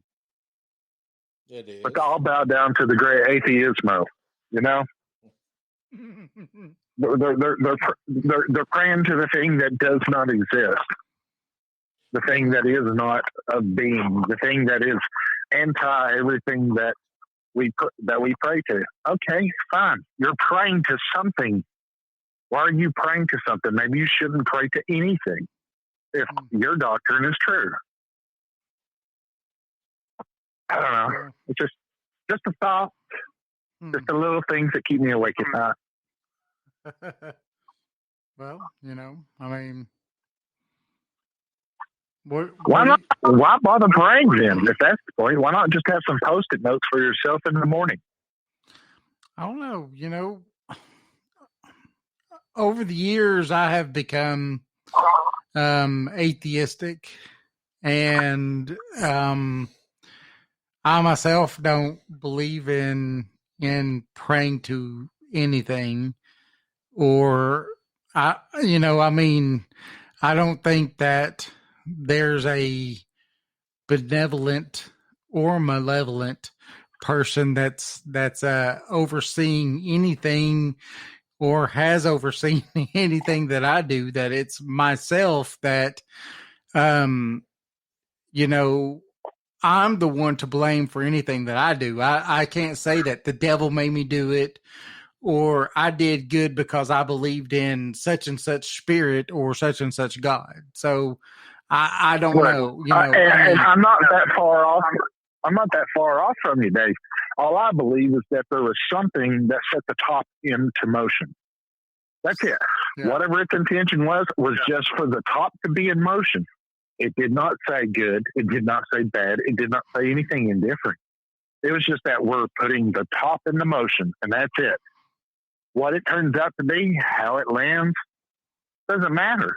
Right. None of that matters. We added that. We, the human being or whatever the heck this is, the meat suit, the monkey in the bones, whatever this is, added all that meaning to that through years of philosophy. Right. Yeah, I'm definitely not,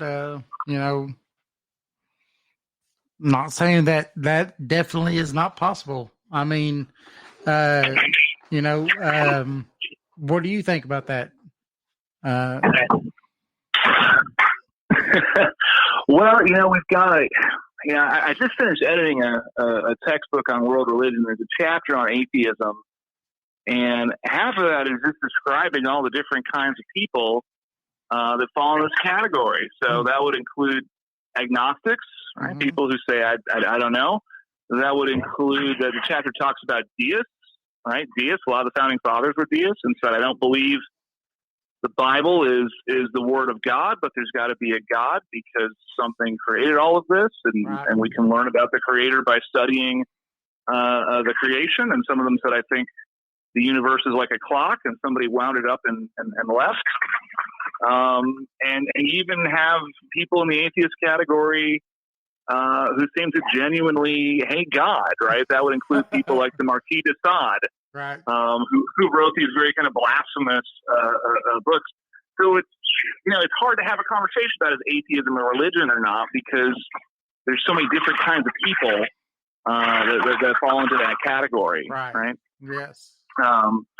The Zen Temple would say, well, we don't believe in God, but we say we're a religion because we have a shared set of symbols and stories and rituals, and so we are a community in the same way that a Christian church is a community. And believe it or not, while I was researching the book, I went to a barbecue that they had, and they all brought their kids and their dogs. And if you saw these guys in the park, you might think, well, that's an awful lot of black T-shirts, but you would have known that it was a satanic church. It's having a picnic. I bet you was like, uh-oh. But satanic churches, whatever. I think myself, it's just another religion, because as we talked about it before, Lucifer, the light bearer. I mean, he's a fallen angel of whatever was out there. That depends on where you're getting your information. I mean, is it good or evil? I mean, we don't know what's good or evil. All we can do is go by what we can read from the manuscripts and the text that we have. That is a question I have from you. Being in the field that you're in, and I've researched a lot of people and listened to a lot of people, and a lot of people talking about this type of subject itself. And what do you think about most interpretations of a lot of the ancient manuscripts that we get? Because a lot that I've read into and stuff, a lot of people really aren't interpreting the manuscripts and stuff really properly. And so we get an improper interpretation of a lot of things. Yeah, I mean, in my field, this is called higher criticism of the Bible, right? So around the 1800s, these scholars said, well, first we got to read these in the original languages, which means we got to learn ancient Greek to read the New Testament, and we got to learn Hebrew to read the Old Testament. And then, we don't have any original copies of the Bible, right? All we have are copies of copies of copies. And they said, we're going to find all the oldest manuscripts that we have in the original languages, and we're going to compare them. And when they did that, they noticed that actually they didn't all say exactly the same thing, because they're hand copied. So people make little mistakes and things like that. Mm-hmm. And they start to notice this. And then they start to, draw conclusions about, well, the person writing this says it's the Apostle Paul, but it probably wasn't the Apostle Paul, because look at the vocabulary and look at where we found this text and things like this. And so there are New Testament scholars who, this is all they do, is they just try to figure out what these texts meant in their original context, right? Mm-hmm. And for some practicing Christians, right, this makes them very nervous, right? Because they're worried that they're going to somehow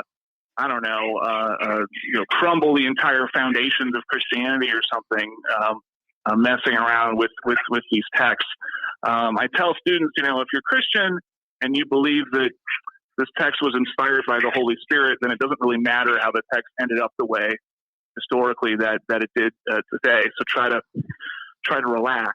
But yeah, interpreting the Bible is a really difficult project. And like I said, we keep updating it all the time through things like archaeology, and new stuff all the time. So it's not like this is a done deal for people who study religious texts. Yeah, that's something that I kind of had, looked into over the time. Jeff, do you have anything else? No. I'm going to go ahead and clear. Actually, I didn't want to interrupt. I was going to jump off the line Just thanks again, guys. Appreciate you doing what you're doing. All right, brother. Keep up the good work. Yes, sir. Thank you for calling in, and thank you for listening. I drive out demons. I got snake handlers' hands. Just bring it all around. I'll do it again. All right, man. And everybody, that's Jeff Reagan from the band Catalyst. He does all our music. Yeah, the music that you hear, it comes from Jeff. So he thank you, is Jeff. the man. He is very talented. Thank you, guys. Thanks for having me. All right. See you next week. All right. Bye. So we're 25 minutes over our 2-hour mark, and we still haven't asked all these questions for Dr. Joseph Laycock.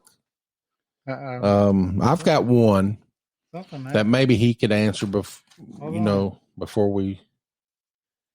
Did you knock him off? No, I didn't. Okay, you still there, Joseph? No, I've got to call him back. Here I am. Yeah. I'm sorry. Okay. Sorry, I buddy. hung up on you somehow. I don't know how that happened. But I was just saying that we're 26 minutes over our 2-hour mark, and we still haven't asked you all the questions we want to, but I've got one that I think we should get out there, and it's about possession. I know there's different types of possession. I think they are anyway. I mean, I'm not really a specialist on possession, but I think there's different types of possession. Like you could be possessed by something really bad, or maybe just a conduit to somebody that wants to get a message. I'm not sure. So, right. Go ahead. Yeah. So, within a particular religion, possession can mean a specific thing. But anthropologists have said, if you look across cultures, possession is a way that a culture has of diagnosing a particular type of behavior. So, for example, in Pentecostal churches, when people get filled with the Holy Spirit and speak in tongues, they don't call that possession, but that's basically what it is, right? They say, "Why are you acting?" And say, "Well, okay, well, if you're filled with the Spirit, that's possession." But to them, possession is something bad, right? Right. But across cultures, right, it could be good or bad, and it could even be something physically wrong with your body, right? Not even a problem of the mind or of the spirit. Even in the Gospels, a lot of the exorcisms that Jesus does is people have a spirit that's making them mute, or a spirit that's making them crippled, or something like this. So, almost any type of behavior or condition has been interpreted as possession by some culture somewhere in history. So, so would you say that the different types of possession could be like maybe demonic? I mean, there's demonic, and I think there would be some that just want to talk to their loved ones, maybe through somebody else. I'm not sure. I don't get the gist of it, but there are some. Sure. I mean, I mentioned the spiritualist movement. So these are people who would go into trances and say, I'm now, your grandmother has a message for you or something. Right. And that's a type of possession. And of course, there were churches back in those days who said, yeah, but that wasn't your grandma. That was a demon right? Pretending to be your grandma. Okay. Yeah, that's what I was looking at. Yeah. Is it really my grandma, or is it Beelzebub? Yeah. We don't know. Right. Now, we're going to get through these questions. I mean, we got plenty of time if it's okay with Joseph. Let's do another, 5-10 minutes or so, and then I'm gonna. Well, I think we're really about done. I mean, okay. I have one more question. Okay. So, what do you think about how does the Catholic Church actually approve an exorcism, and do they actually look for specific signs to tell if someone is possessed or not? Sure. So the kind of go-to source for this is in the Ritual Romanum, which is basically the official book of rites for the church. And that was written in 1614. And the exorcism ritual was the last ritual that they ever updated. And so that was updated in 1999. But that text basically describes the procedures for doing an exorcism. And you need the approval of a bishop, and they're supposed to try to rule out things like mental illness or medical problems or fraud. And basically they want to see something supernatural, something that couldn't be faked. And so some of the classic things associated with that are knowing things you couldn't possibly know, speaking languages you've never studied, superhuman strength, and then what's called blasphemous rage, right, which is a strong negative response to things like crucifixes or holy medals and things like that. So those are the kinds of things that you could cite to make your case, and then it's ultimately up to the bishop, right? The bishop would either say, I think this is going to be a good thing to do, whether the person's possessed or not, or they might say, this could make things worse. This person seems delusional, and exorcising them might convince them even further that there's a demon when they actually need to get some psychiatric help or something. So that's more or less the procedure from what's kind of been leaked to lay people like myself. Well, we want to thank you for coming on the show tonight and spending this time with us, and even going into a little bit of overtime that we didn't even expect to go into. We usually don't go this far over, but we want to thank you for. It's very interesting to me. I mean, I hope you're able to come back someday and talk to us about a few other topics. Yeah, we would love to have you back again.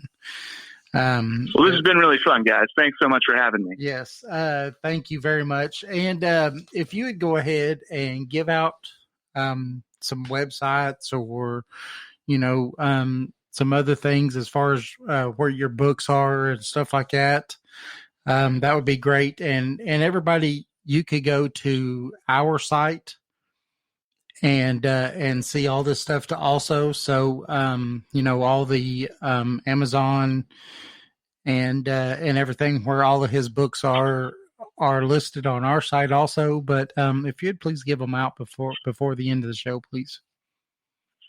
Sure, yeah. So the book is the Penguin Book of Exorcisms. You can find that easily on Amazon, and it'll take you to other books by this author if there's anything else that looks interesting. And if you just type my name into Google, it's an unusual name, Joseph Laycock, Laycock. And the first thing that comes up will be my website, and that'll have links to other articles and interviews and the books as well. Oh, awesome. Yeah. And we want to thank you very much. Also, if you have Amazon Prime, you can type his name in too, because I did last night. Yes. And you can see some of the shows he's been on. You could also go on to online and type his name in, and it will actually come on YouTube. And there's quite a few YouTube videos. Yeah. So he's all over the place. I'm just letting you know. So maybe our next topic might be vampires, because he's pretty well versed in vampires, I think. Yes, but also he's got some books on some other things as far as role playing games and things like that. So if he's up to it, at some time in the future, we could have him back on talking about some other stuff. But we really do appreciate your patience with us. We're new at podcasting. We've been in it. Well, we've been in it since 2012, but we just recently started back 5 months ago. A year ago. A year ago. But we're doing good, thankfully. And it's guests like you that we can get on the show that help us out a whole lot, and we hope we help you in any way we can. Well, thanks so much, guys. This has been great. Awesome. Thank you, and we'll get back with you, and hopefully we could have you back on again, maybe for another topic, like it sounds fun, like vampirism or something. There we go. He's got a good show on vampirism on Amazon. You got to watch that stuff. Yes, you do. And I'll tell everybody the book is awesome. You know, I've heard it on my Audible, and I've know at least what you've listened to it about 3 times now. Probably at least that many times. Did we talk about the one the levitation? No. Oh, did not. Maybe next time. Next time we will talk about all the levitation stuff. But we want to thank you very much, and hopefully have you back on again. So you have a good night. Okay, take care, guys. This was great. Thank you, sir. All right. Good night. Good night. So everybody. There you have it, Dr. Joseph Laycock, on Project Dark Corona, has been on Coast to Coast AM twice. Yes, once in 2016. Was on Unexplained with William Shatner, and he didn't even know it. Yeah, but I knew it last night when I watched it. That's awesome, though. But so we have had a good show. Yes, we've come to an end of Demonology for the night. But this is not the end of Demonology for the show. Right. Because this is but one show. One show. Oh man. Uh-oh. Jason's playing the big one. So everybody, I want to thank you for tuning in, listening to us.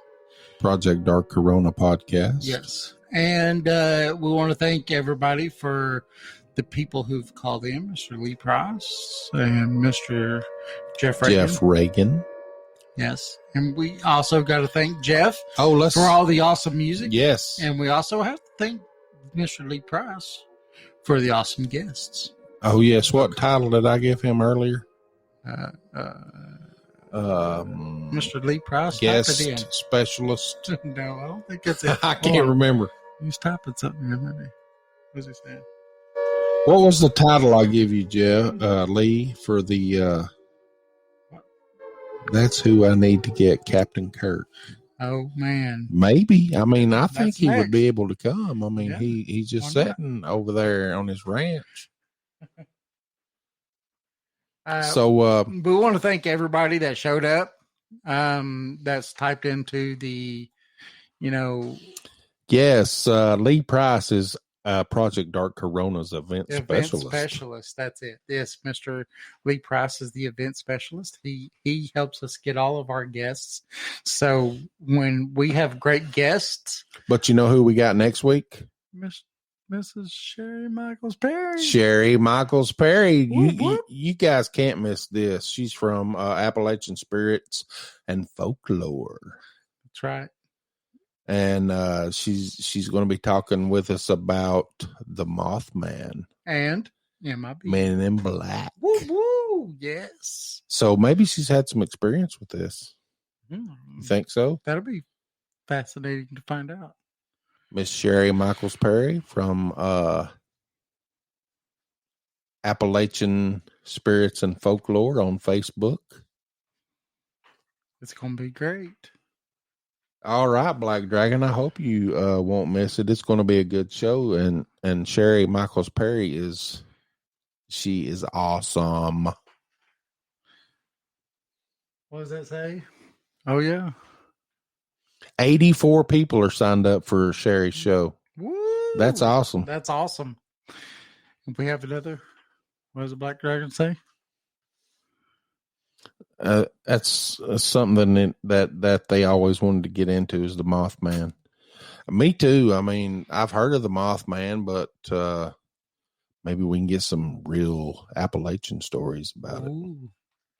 I love Appalachian stories. Maybe it's because I'm from, the area. Yeah, I mean, we have a bunker in the Appalachian Mountains, right? We do. All right. Thank you for joining the show. Thank you for listening. Project Dark Corona on Facebook. No, it's Project Dark Corona Podcast on Facebook. Yes. Project Dark Coro on Twitter. And you can go to our website, projectdarkcorona.org, and listen to all the shows. We have over 100 episodes. That's right. We want to thank our guest tonight. Yes, thank you, guests. Thank you for coming in, and we really appreciate it. And please go look at the books. You can always support the show, too, if you like us that much. I mean, if you don't like us, you don't have to. But Jeff said something. Jeff said something in the chat. Yeah. What was Jeff saying? I don't know why this thing ain't scrolling down when somebody chats. I don't either.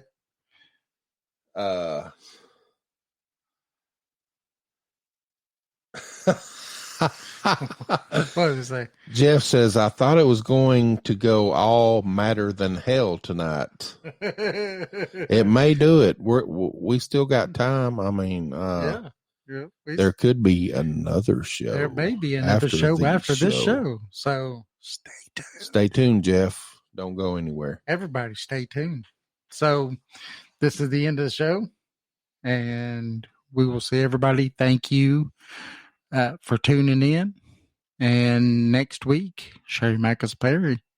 Sherry Michaels Perry. Woo. From Appalachian Spirits and Folklore on Facebook. Go to our Facebook. Go to events. Look at all the stuff that's coming up.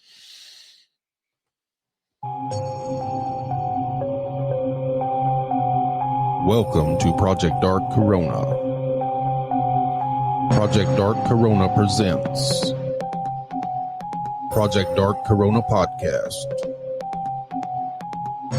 Coming to you live from an underground bunker at an undisclosed location deep within the Appalachian Mountains. Bringing you the strange and unknown with your hosts David and Jason. You're listening to Project Dark Corona Podcast.